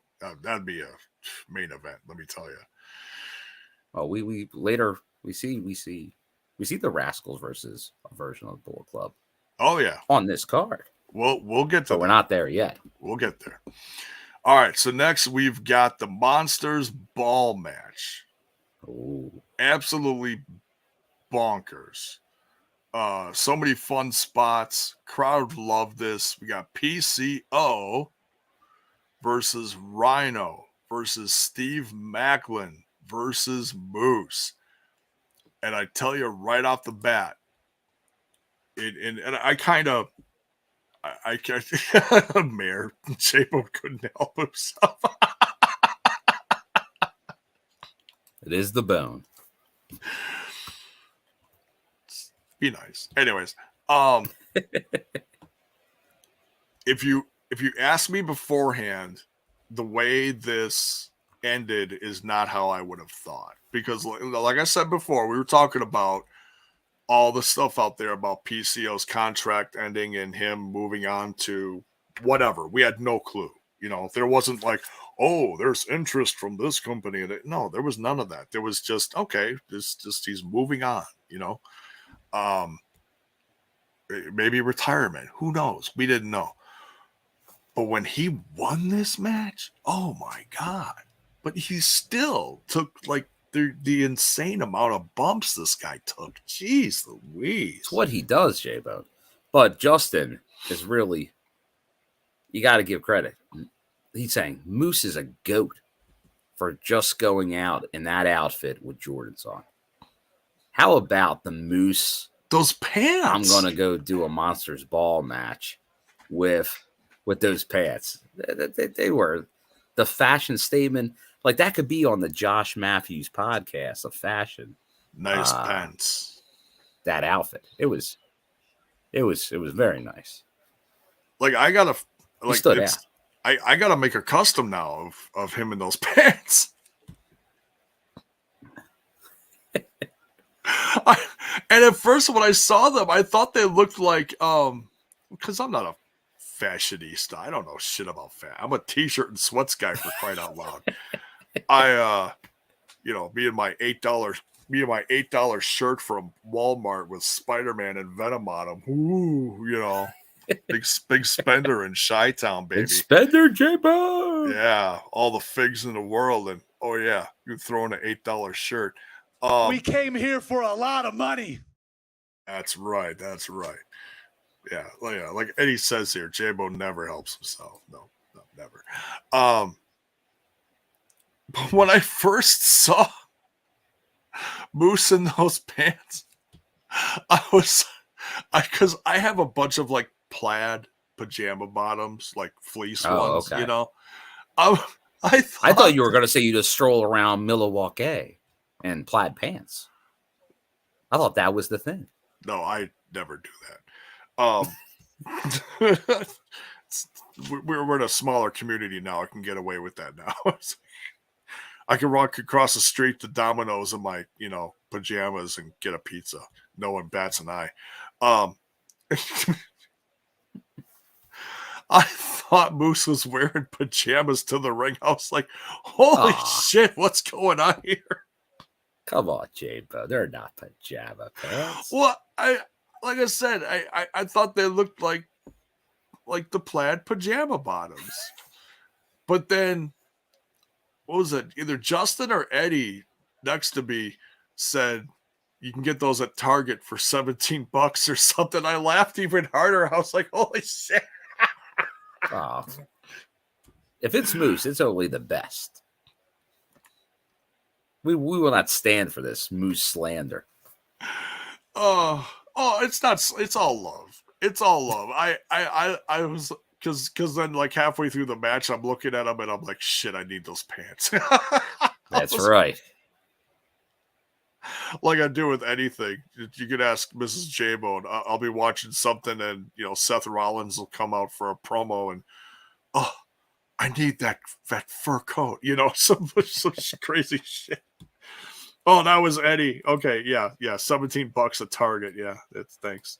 Because I'm gonna go look for him now. Price is Right should look out. I'm gonna go to work in those pants, and they're gonna be like, Well, I know Moose. I think he I saw him I think he's was selling the Jordans from that match. I don't know about the pants. He was selling the Jordans? Or did he sign them or what? My guess is yes. Okay. That's pretty freaking cool. What I don't know. I know there's shoes are the big thing right now. I think they've been a big thing for a while, but yes. And Moose, he's sneakerhead. But there's a lot of guys that are, I think, a lot of wrestlers that are big sneaker guys. Well, I know Eddie is. And Eddie's a big I sneaker watch, guy. Of course, you guys know I watch AEW. I know the Young Bucks are. Every town they go to, they buy a new pair of whatever they buy. Custom, crazy looking. I don't even know what the hell these shoes are. They're, I can't pronounce them. So gosh, if you can't pronounce them, they're worth at least $5,000. So, but that's gotta pretty work cool. on your sneaker game, J-Bone. Oh yeah, my $150 Brooks just so I could walk and work at the same time. That's about it. That's the most I've ever paid for a pair of shoes. Is the shoes I'm actually wearing now, and I actually have to buy another pair to break the bank on that, and that's just so I can walk. It's worth it though, because like I said, it allows me to walk. It's never take for granted walking. All right, back to the match. PCO, Rhino, Maclin, Moose. Anything else stand out for you besides PCO just wrecking everything in sight? No, some good stuff that I'll tell you, man. That end there that happened right in front of me, where well, we saw what happened at the end. I think who said this here? Mayor Maclin learned the hard way what happens when you call a bully soft. He gets the push, but not the push we always talk about. Maclin got the push off the top rope into that table with the barbed wire, and it got him. That was good. Right in front of you. Yeah. Oh, and so we're right behind commentary. So if we miss anything that happens opposite side of the ring by the ramp, right by where you are, sometimes we can quick look over at the commentary and see it monitors and see it. Now, of course, J-Bone's working on about a half a brain cell during these shows, and I don't think to do that. But the other people around me were watching that, and someone, I think Justin, commented that Maclin basically hit about half the table and the half of him hit the floor. It was oh God. It didn't go well. Nah, he hit most of the table. Oh, was it? Okay. He caught a good piece of the table. Yeah. But he went through it so hard, he was instantly on the floor. It went clean through. It was so kind of impactful that it actually put a dent in the ramp. Oh, jeez. So that was but good stuff there.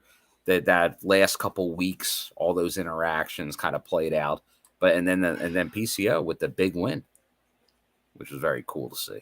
Yeah, that was unexpected, but very exciting to see, because it felt fresh start, something's going on. Yeah.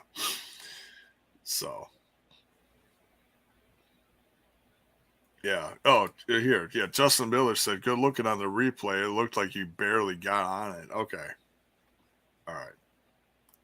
So, but anyways, but yeah, PCO with the win here. So much fun moments, of course, with a big, oh, and I got to talk about this spot, because this is actually on the highlights on the website itself.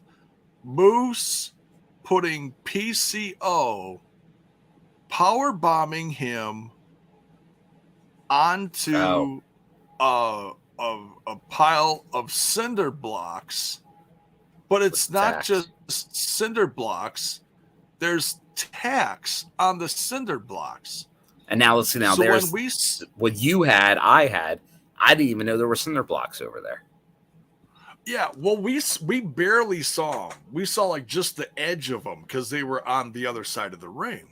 But we looked over and we were like, I knew oh, there was shit. something because of the elevation of how it was, where like based on how he went down, I'm like, well, that wasn't all the way to the ground. I'm like, was there some kind of like small table or door or something? Well, he went on something, but it was cinder blocks. So, and we knew he put the tacks on the cinder blocks, but we didn't see him hit the cinder blocks either.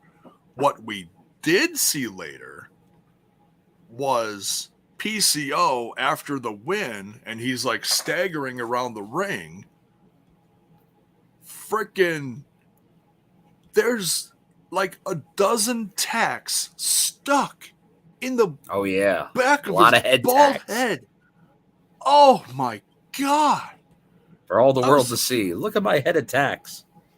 Look, like he had a couple on his back, but he had, a couple layers of clothing, which obviously helps a little, but tacks obviously go through clothing. But to have like a ton of them in the back of his head, I was like, the guy's, like I said, he's not human. It's unbelievable. So, hey, thanks for signing, but Jiminy Christmas, please be careful. Next, we got the Impact World Tag Team Championship. You guys know I love some tag team action.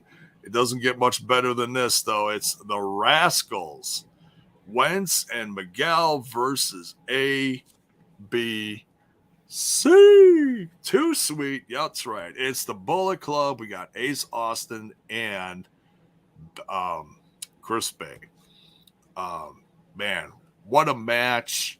Love the new gear. I know some people don't like the Rascalz, but I tell you what, man, everybody's gear was on point. Everybody looked fresh, and it just was another highlight to this match. It just, everyone looked sick. Yeah, it was a while in the making, this match. Like, we saw a lot of back and forth. They kind of screwed the ABC out of the titles. So seeing them get this going through everything, obviously I had an extra investment in this match, pulling for ABC to get their revenge after I got my revenge. So them winning these belts, I felt had to happen. Like, this was the title change that I was predicting. This was the one I said, they got to win this. Oh, like, see, and I didn't think they would. See, I thought they had to win this one, and then kind of Then the Rascalz kind of go from there. But this is the one I thought they needed because they were telling a story. Like, you can only do so many of the underhanded tactics that the Rascalz were doing to keep winning and staying on top. Right. Eventually, you got to get the comeuppance, and it was time for that. Right. Yeah, it was. I think it was Wentz got the spray paint in the face. Or did he spray paint Trey? One of those spray painted the other. Either way, one of them got the paint, and that was the beginning of the end. Now, the only thing that I was hoping for that we didn't get was because he was advertised for the next night of tapings was well, that's why I told you last week on the review that I didn't think he'd show up during this. Byron Reed. And that's why they'd win. Right. And but it was fine, for what happened at the tapings, which I won't say nothing. And what happened at the pay-per-view was fine. We're going to have to get a little zipper for J-Bone. Yeah, I know. It's killing me. It's killing me. Well, you guys know the match that happened. It was advertised. So, I mean, that's all I'm going to say. Okay. When we see it and we review it, then I'll gush about it. Okay.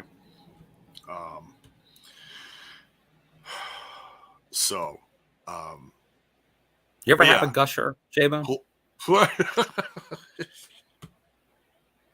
I've probably stolen a few from my kids over the years. Okay. I don't even know if they still make them. That's a good question. I don't know. I don't think I ever look in the area where they would have them. I assume they're near like Fruit by the Foot, right? Something like that. Little Oh, I got jokes about Fruit by children's the Foot. lunch snacks. Can't even go there. Kid show. We continue. Yes, kids show. But yeah, great tag team match. Beautiful stuff. Next is what some J-Bone got pizza or whatever you got. Yeah, I went to go get a slice of za. Which, hey, I gotta give props to those girls, that come in from the community. Hard. Always working hard, always tipped them a little something, always complimented them, always so polite. It's like, man, these kids are being raised right. And I tell you, that is absolutely one of the highlights of always coming to Cicero Stadium is when you go and you go get a snack. It doesn't matter what it is. You get a thing of Gatorade, get a hot dog, slice of za, little candy, whatever. These girls. I was happy with mine. Like I hit the snack stand before Bound for Glory, because I had just literally got there off the road. I pulled up 4:45 Central Time. Right. That's when you showed up in town. Right.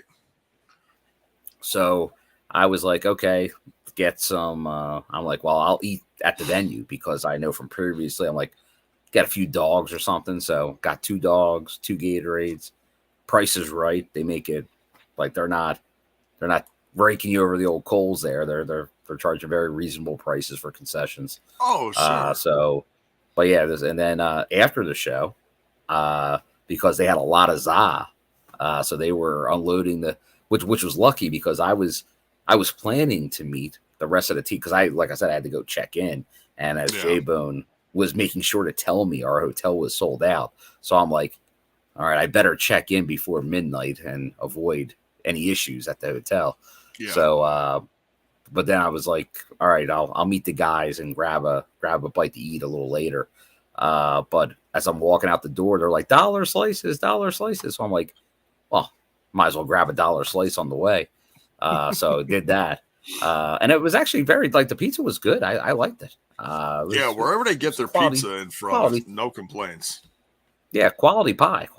So definitely, and maybe based on what happened, the Lucha Fiesta I had the second day, and Samurai del Sol being part of that, who grew up in the area there, like very local to that area. Yeah. He mentioned a pizza place right down the street that he worked at one point.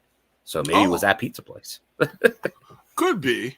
It seems like they always get the same pizzas. Which I'm guessing it's a local place. But yeah. They bring in like a bunch of boxes and but no, all good stuff. Definitely stuff to partake in. But as you were getting that, most people are saying, J-Bone, one of the best matches, the match of the night, one of the best matches of the modern era, J-Bone. Oh yeah, it was Speedball Mike Bailey, Will Ospreay, Mike Bailey. An absolute dream match. Anybody could have won here. And it just showed how good one of our, well, I'll call him an up-and-comer because he's been doing some great things over the course of this last year, still rising to the occasion every chance he gets. He even says, every match I have is the match of my career.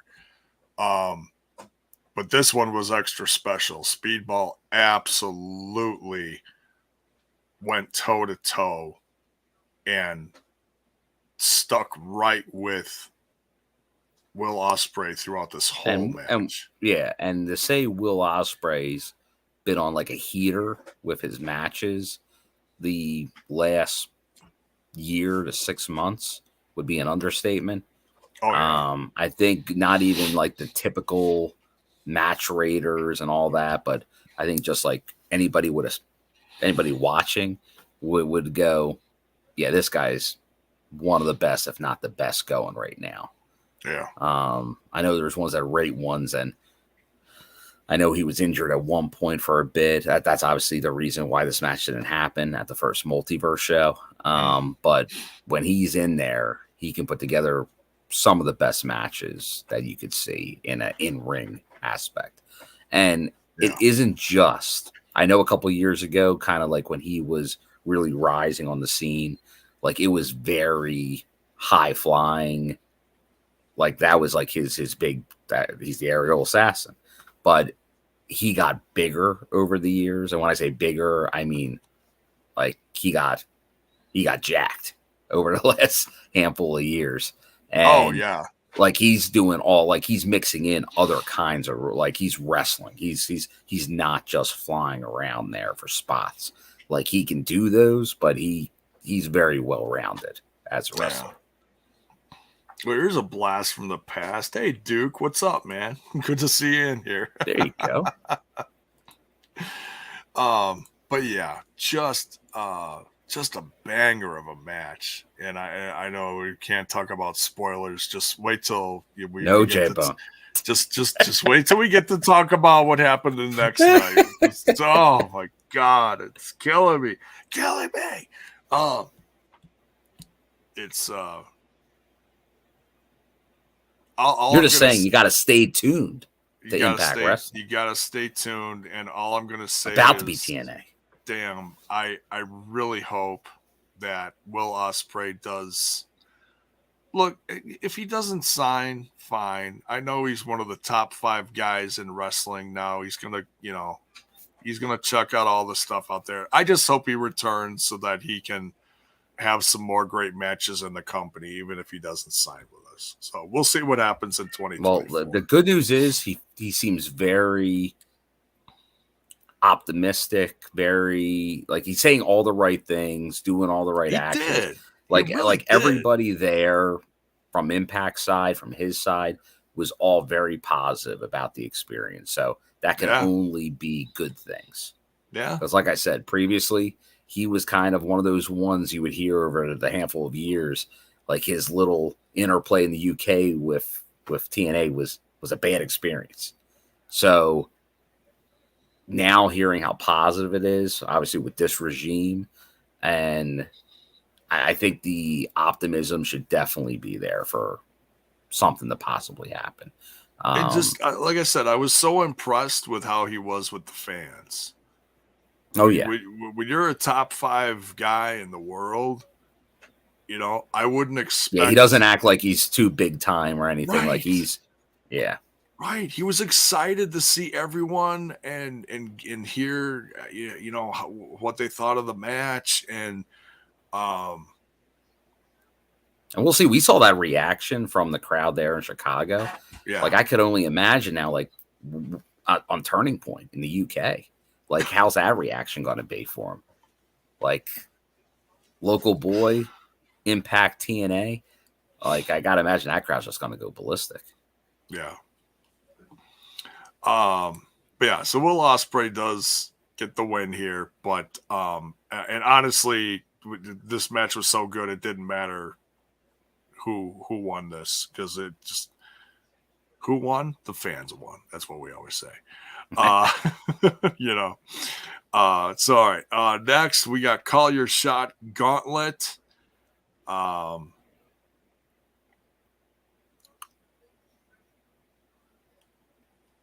Let's see. Call your shot, J-Bone. Go through some of the entrants here. Jake Something entered at number 1, followed by Eddie Edwards, Kenny King. A mini Honor No More reunion. Yeah. And then pleasant surprise, Juventud Guerrera, number 4. the juice, man, he still got it. He looked great out there. And the guy, I always thought the guy was older than me. After doing a little research the next night, oh my God, come to find out, he's like a year younger than me. He's 48. But he looks like he's like at least 10, if not more years younger than that. Unbelievable. The guy's got an 8-pack, for Christ's sakes. Sheldon, Gene, who else? Crazy. Oh, Crazy Steve came out there, but I don't think he was an entrant. No, he wasn't in there because then Tommy, he looked like he wanted to enter, but don't forget Johnny Swinger. Swinger was out there. Yeah, he gave it his all. He was out there for a bit. And then Giselle. Then obviously, Giselle, Jody, Kylan, King. But then we got a debut, J-Bone. We got a debut surprise, pleasant surprise, Sonny Kiss, formerly of AEW. And if I'm not mistaken, J-Bone, before that, Lucha Underground. Oh, yeah. Sonny Kiss was on there, yes. That's where I first saw Sonny Kiss, but not as Sonny Kiss. Everyone had their own personas in Lucha Underground. Right. Right now it's all blurry. Like I can picture a lot of the characters, but I can't remember like if how it was different or whatever, names and what they all did on the show. It's a little blurry, but yeah, great to see Sonny Kiss. I think now we did see, I'm not going to say how, but we did see Sonny Kiss the next night. I don't.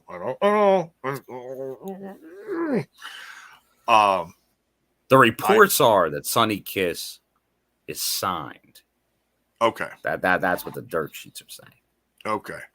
Not on the roster page yet, but no. Sonny Kiss also hasn't had like the first match yet. But wait till you see that first one-on-one match. It's gonna blow your mind. That's all I can say. Stay tuned. You're gonna love it, and I think Sonny Kiss is absolutely going to fit in with the rest of the roster. Sonny's in a place where Sonny's going to shine. Whereas on another stage like AEW, yeah, he was out there, but just never really got the chance to like stand out. So, very excited about this. Very excited. Let's see. Then, oh yeah, Bully Ray's out there, and then a return. J-Bone starts dancing with Sonny Kiss. That was hilarious. Matt Cardona returned. Always ready. Always ready. Yes, he looked great. I don't see him sticking around though. I think this was a one-off. If you had to ask my professional podcasting opinion on that one. Had a reuniting with Myers. But if it is a one-off, it's a little weird based on how. Yeah, well, the reunion was there, but it didn't end well, that reunion. Well, true, because he eliminated Myers. I mean, at first when they were in the ring, they hugged and it was like, yay, But then he threw Brian Myers. The major players are back. Yeah, they're back, but they're not really. Now, is that just a friend, like being like, hey, we're still buds, but I got to look out for me. I got to try to win. Or was there a little more bad blood there? Yeah, I mean, obviously someone has to get eliminated, so we'll see. We'll have to tune in next time. And see what happens. Let's see. Kylan King was out there. Kylan King and Bully Ray, excuse me, clobbered the crap out of each other during this match. That was like a focal point right in front of us almost the whole match, because they were like right either on the ropes by us on our side of the ring, or on one of the turnbuckles or something. It was just, jeez Louise. I tell you, Kylan King taking a beating from Bully, dude, that is one tough woman. Unbelievable. So props to her. Rich Swann also out there. Gresham, along with his better half, Jordynne Grace.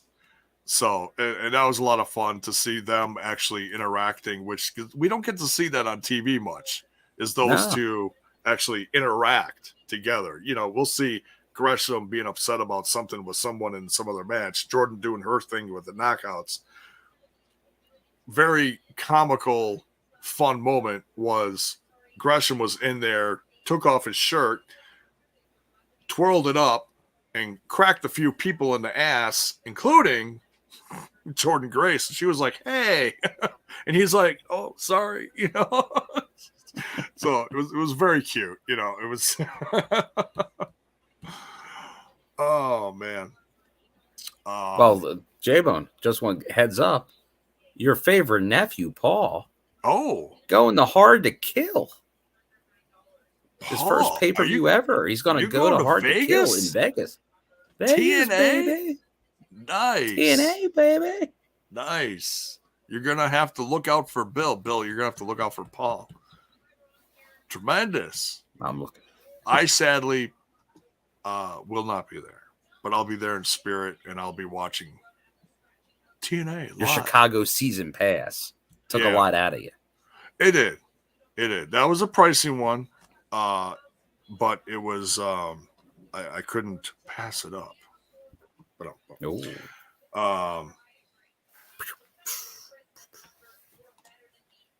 but yeah, so Jordynne Grace actually wins the Call Your Shot Gauntlet. The final four, let's see, was Kylan King,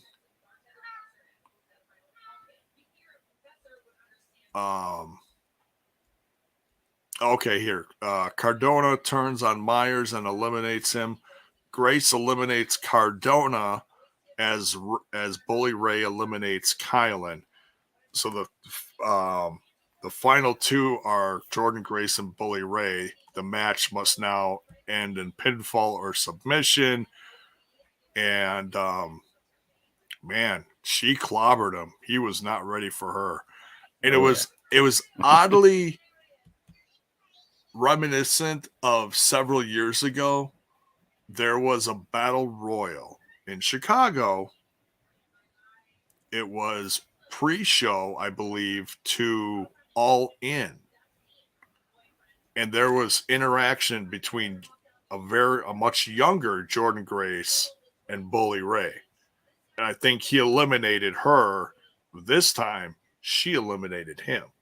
So I think, in a sense, it was a passing of the torch, in a sense, and a nod to, hey, kid, you've come a long way. That's how I look at it.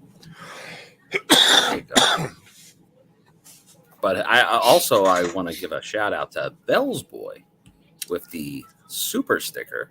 Thank you. Thank you, Bell's Boy. Evening. Didn't know you guys were on the night. Not many did.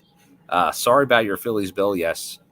Good season. Sadly, they did not get advance eliminated? the World Series. And congrats to the Diamondbacks. Congrats to the Arizona Diamondbacks. Sorry, buddy. Great picks. Sure, you all had fun at BFG. Killer Kelly was at tonight's NXT watching her friend, was that Lyra Valkyrie, win the belt. Ooh. Oh, that's interesting. Nice. It already aired. So, thank you, Bell's Boy. Thank you very much, Bell's Boy. Much love. I think Bell's Boy's not one that doesn't usually like the coach one. No, I don't think so. Like, play whatever. I don't care. Well, we'll give him. Let's see. Let's give him a little bit. Let's give him a little. I love this match!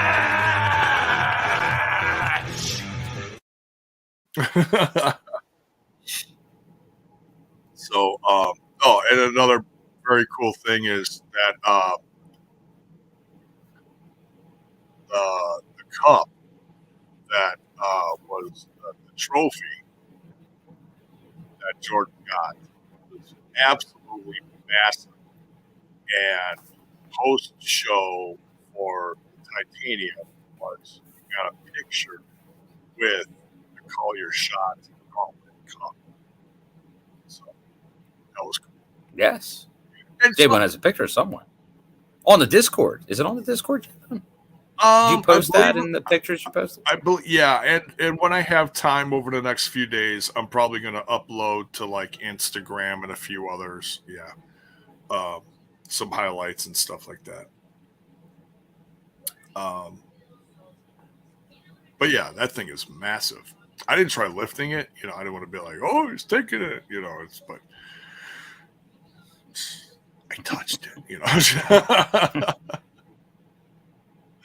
So Everyone likes to touch it. And then did she? She called her shot. Oh, she did. Knockouts title at Hard to Kill. At Hard to Kill. So whoever is champ at the time, whether it's Trinity or whoever, it probably will be Trinity, but we can't assume. There's a couple events coming up, Because we also know, that Deanna will get her last chance at Trinity at Turning Point. What's that? I'm sorry. Deanna Purrazzo will get a title shot at Trinity at Turning Point, her last shot. So, that's in the UK. yes, yeah. And it's interesting because that match was announced, and I noticed some people already noticing that match and assuming. What do I always preach, Bill? Never assume. Away. It's like, they're saying that Deanna Purrazzo is, jobbing, already saying that she's jobbing to Trinity. It's like, okay, first of all, not every time someone loses to someone is a job, for crying out loud. Every time I someone look at loses, it, they're leaving a company, right? It's like if someone's having a really horrible run and someone keeps losing, then you can say that they're jobbing, they just lose. Like, for example, Brian Myers, his last run in WWE, lost 150 some odd matches in a row. But then that became a storyline, right? It was, but still, it's one of the worst storylines ever. It's like, why would you make a storyline like that? Jeez Louise. It's like Sad Corbin, only different. So okay, that you could say he's jobbing, because that's just ridiculous. So I always say, number one, you can't assume. Maybe Deanna beats her in the UK. Maybe that becomes one of the focal points of the trip. We don't know. Stop assuming and stop being so judgmental. It's wrestling, for God's sakes. Okay? Have some fun. TNA. It's TNA. And speaking of Trinity, we got the Knockouts World Championship next. Trinity defending her title versus Mickie James. Ooh, Mickie James. This was another classic match. Now, I've heard a few people. I thought this was like a match that they always wanted to happen in the WWE, and it never did. Or if it did, it never got the eyes on it that it should have, and it was like a 1-minute match. I don't know. I'd have to do the research. And I'm probably going to get 20 different things in the chat saying this, that, and the other thing. But but this felt like a dream match. You know? Oh, yeah, no, this was two of the bigger names in the business, and that they hadn't had a match other than maybe like at a live show or something for anyone to really see one-on-one.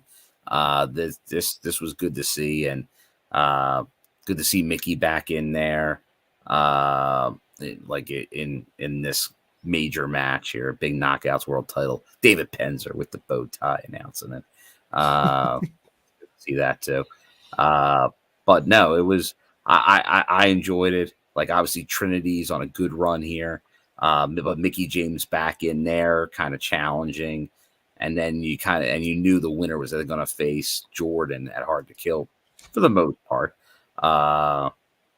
That's right. It's not brain surgery, though maybe sometimes it is. You never know. But I think we thought Trinity was gonna win this one. I thought there was maybe a possibility of a turn, but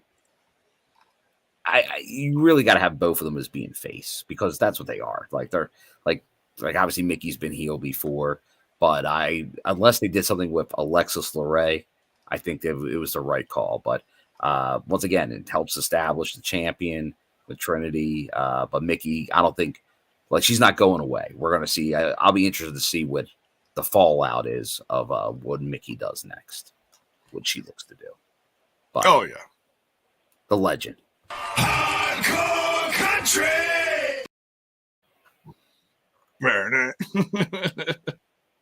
We're all doing that. Yeah, great match. Mickie hung with her all the way, countered a bunch of stuff. Oh yeah. I didn't know if I wanted to mention this or not. Mayor Deesum saying Mickie did the infamous V thing after Trinity stuck her ass on her face. Yeah, so Trinity, backed out of it and then went, and it was like, whoa! No, Mickie did that. Oh, Mickie did that. Excuse me. Like, hey, she didn't mind that or something, like, with the cry that woo. They're getting wild. So that's how it is. All right. So, but yeah, Trinity won. It really felt like this was the end. Not the end, but it absolutely was. Like the period after the sentence, like, hey, like she said, Mickie was the one that never really lost the title. So you have to be. And that's what we had. It was the two injuries that kept Josh and Mickie out of their matches. And this is like now, okay, this was either you put the belt back on a person or you solidify who currently has it. And that's what happened here. Yeah. So, yeah. She tapped. And then there was a sign of respect, I believe, afterwards. Great to see. Yep. I think some people, including myself, thought maybe, Mickie James was going to have a bit of a heel turn. But no. No. She was... I mean, we'll have to wait and see. Stay tuned. What happens afterwards. But at least at the show, it was all love and respect for the most part. So last but certainly not least, Bill, we got the main event. Oh, here. Gia Miller interviews Moose, who declares he will be calling his shot for an Impact World Championship match at Hard to Kill. So there you have it. He's going to be in the main event, no matter who is champ. So we'll see. And then, speaking of main event, we got Alex Shelley defending his Impact World Championship versus Josh Alexander. Now, not to quote another company, but I really felt like this story started back in August last time we were there in Cicero, or one of the last times we were there in Cicero. And it was Josh versus Alex Shelley, and Josh beat him there. Well, the whole time, here and there, it's been talked about that Alex Shelley can't beat Josh. Well, this ended that story. This was the no, it was. This We was talked the about it last week. It was the like when he said a transitional champion. That hit home a lot, because if he didn't win this match, if Alex Shelley were to lose this, that would have really felt like that was the case, because it'd be like, yeah, you held the belt because the other guy just couldn't go. He was injured. So he had to win this match. And that he did. It was, again, another very good match. It's just funny because you talked about it for the last one. Like, this is another one that felt like, is Shelley going to turn heel? Because he was kind of showing these little tendencies off and on during this feud and in different matches. But in the end, it was clean. It was definitely clean in the end. But a huge win for Shelley. Probably obviously the biggest win since he won the title. So yeah. So, but this, I think, is one of those solidifying title wins to help him in his reign. So, but now it looks like, unless obviously something else happens, it looks like we got Alex Shelley versus Moose, the headline Hard to Kill. And it is amusing because Moose remember, he had the TNA belt for a while, that storyline, during the EC3 return and everything. So it's just interesting that he's now the one that's going to be fighting for and we know the news that there's going to be new belts. Right. Now, are they bringing back the same classic designs? Is it going to be a variation? Let us know what belts you want to see back again, which versions. But there was he kind of had their big gold belt version that TNA had when he was doing it not long ago, that storyline, Moose. Yeah. So he might get that real belt, because remember, there's the stuff with Scott D'Amore wasn't a real title. There was all kinds of stuff. But now it's going to be beautiful there. title. Oh, it is. It's a pretty belt. Some of those original, the TNA World Championship belt, the Knockouts title, there's some very nice, those belts are pretty darn nice. Yeah.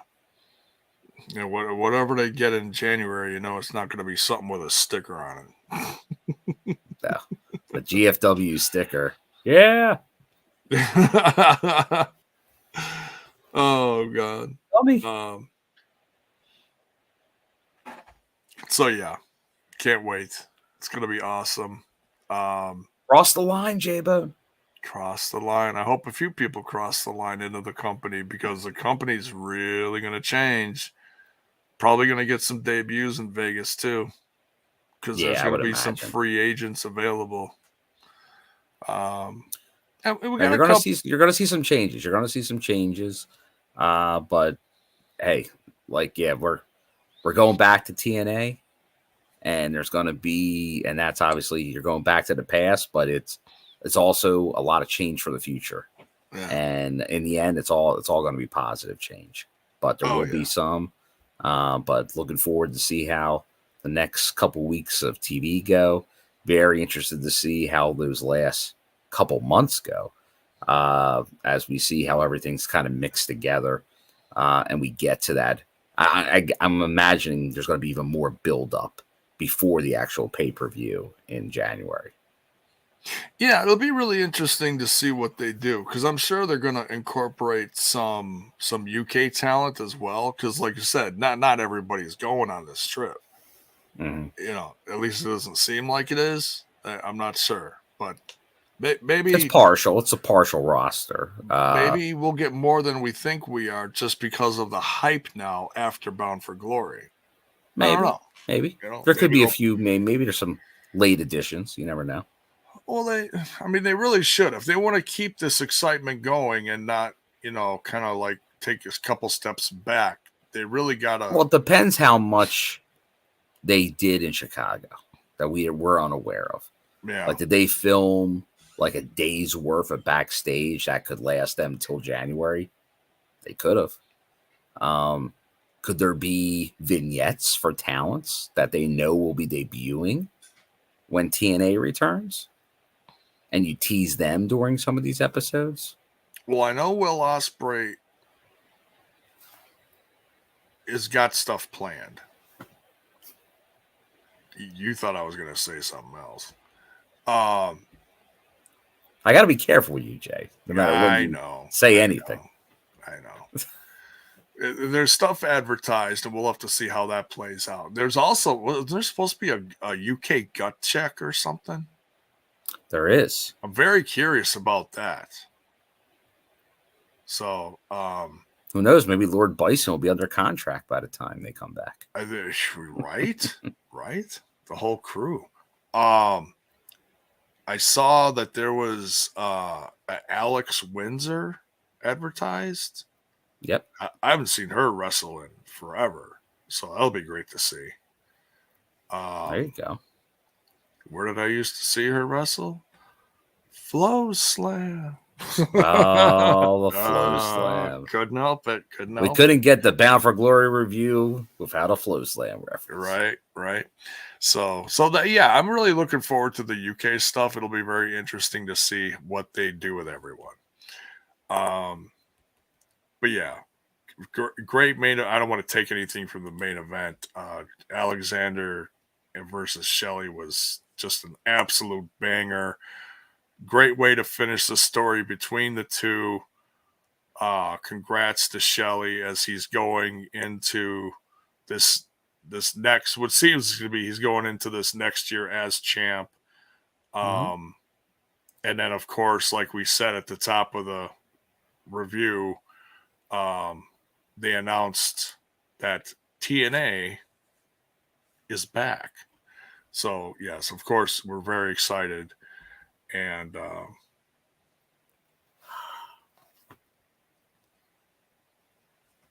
cross the line. Yeah. Okay, so Paul here says the pay-per-view went off during this match and never came back on. That's interesting. I would definitely call my cable operator about that one. Gary says people were confused about Impact ending Bound for Glory early. We found out why. Yeah. Oh, yeah, because going into the main event, there was what you would think a lot of time left. Yeah. Yeah. So they had to make sure there was plenty of time for the announcement because there's the vignette being played after the main event and then everybody coming to the ring. But nobody knew there was a vignette. There was no real tease for it.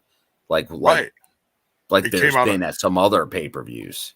Just like, why is there so much time left? That's why I thought, I'm like, maybe there is a cash in. Maybe something could happen to kind of end it. But then it went right to the screen. And then we got the video and everything that came after that and history. Yeah. History repeating itself. So, but yeah, if you didn't, which no one knew, because nothing was like predicted, it felt like it was like either something's going to be like, it felt like almost like a Halloween promo at first because they're all walking I get the impression, I think there was like people in the company that didn't know it was happening. Like, I don't think everybody even knew it was happening. Yeah. To keep it under wraps as good as they did. Right.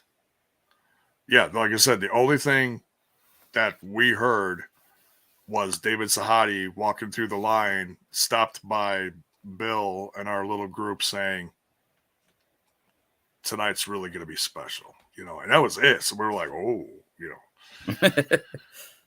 So we're like, okay, somebody's showing up, some big surprise, somebody, something. We didn't know, but it was a massive payoff that we were not expecting. Like I said, I think a lot of people thought, well, it could be a name of somebody, maybe an unexpected name. But in the end, I think this was as big an announcement as we could hear from this company. Right. Here, Truck says, how the hell did Scott keep this under wraps? Was it even a rumor? No, I don't think it was. No, Nobody- other than what we've been hearing the last couple of years is that they've been toying around with bringing back the TNA name in some way for maybe a second show or specials. Right. But I don't think anybody ever even said a full rebrand. Right. Was on the table. Yeah. So, but yeah, great. Yeah. For those of you that had the pay-per-view cut off, I'm sorry it was, because I haven't watched the whole thing back to see exactly how it was presented, because as soon as there was a little camaraderie between Shelley and Alexander, then all of a sudden the lights went out and we're like, whoa, oh, and then the promo played, and then it was boom, TNA, and the place just, well, you've seen the reaction, and it doesn't. The reaction. Well, that's why I think what they're doing, getting the footage of people that were there. Yeah, I think that will help change that, because I don't know if it was because they had the video and stuff like that, but it was. But once again, it was a mixed bag from the audience, because I think people were picking up on it at different times. Well, not until some people actually saw TNA, like the logo. I think some people didn't know it until the logo hit. But then other people, like when Frankie's coming out of there, when they're the bot, like then when they put it down before they open it, I think everybody was figuring it out at different times. So, but no, it was so maybe that kind of misreads it, but by I don't know. I feel like what they posted just of the promo of Scott talking, it's pretty darn loud for most of that. Yeah. I need to play my stuff back, and maybe I'll put it on this channel just as a live reaction. We'll see. There you go. J Boone reacts to J Boone. Yeah, I react. I react to myself. I react to my camera in front of my face, or my phone in front of my face. Yeah, but yeah, the video that's on the channel doesn't do it justice. People, get your reactions out there. It'll be interesting to see. So that's it. What an amazing, of course we have more to talk about, but we can't until it airs. That's right, J-Bud. Yeah. Good job. Yeah. You got a future in this business, kid. I think so. Only been doing it for 10 years. I feel like I'm learning something. Maybe not. I don't know. But no, it's this being the 10th year, and everything I experienced this year with all the different shows from Impact Wrestling, and have this to be number 3 in the books. Damn, what a weekend. Just great to see everyone, the laughs we had, breaking bread with everyone. And some of the best wrestling that we're going to see in 2023. Just, what more is there to say? I don't know. That's it, J-Bone. You said it all. Yeah. So, yeah. Gary Rossetti here. I love Eric Young. People need to stop sleeping on us. That's right. Stop sleeping on TNI. Or, no, wait. It's probably talking about TNA. TNA. On TNI. TNI. On TNI. That's a hell of a chant. So yeah, thank you for all who tuned in live, and for everyone watching on the replay. Thank you as well. Drop a comment in. What was your favorite part of the pay-per-view? What'd you like about it? Well, maybe you didn't like something. Maybe you're critical about something. But yeah, I don't think there's really much we could have been critical about. We had so much fun. So, but yeah. Any last words, Bill? No, Bound for Glory in the books.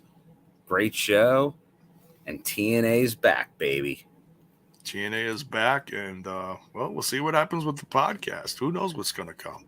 But I can tell you right now, just a little reminder, the link is in the description of the video. 25% off at the Spreadshirt site today, the 24th through the 26th. So make sure you check out the new merch. Welcome to the shit show. Total Nonstop Impact. So get yourself a mug, get yourself a bag, get yourself a tee, baseball cap, all sorts of stuff. Go check it out. Even pick up a bone Dano. So, all right. Much love, everyone. We're going to get out of here. It's been 2.5 hours. I think we've outstayed our welcome. Make sure you smash that like button, smash that sub button on your way out. Ring that bell for notifications. Why? So that you know when more of our content hits your screen. Team TNI UK live tomorrow afternoon, and then we'll be back on Thursday following the new episode of Impact Wrestling. Fallout from Bound for Glory. And I should be able to do a live reaction. We'll see what happens. But, at least we'll be here for the review. So, all right. We'll see you then. Take care. Much love. Good night.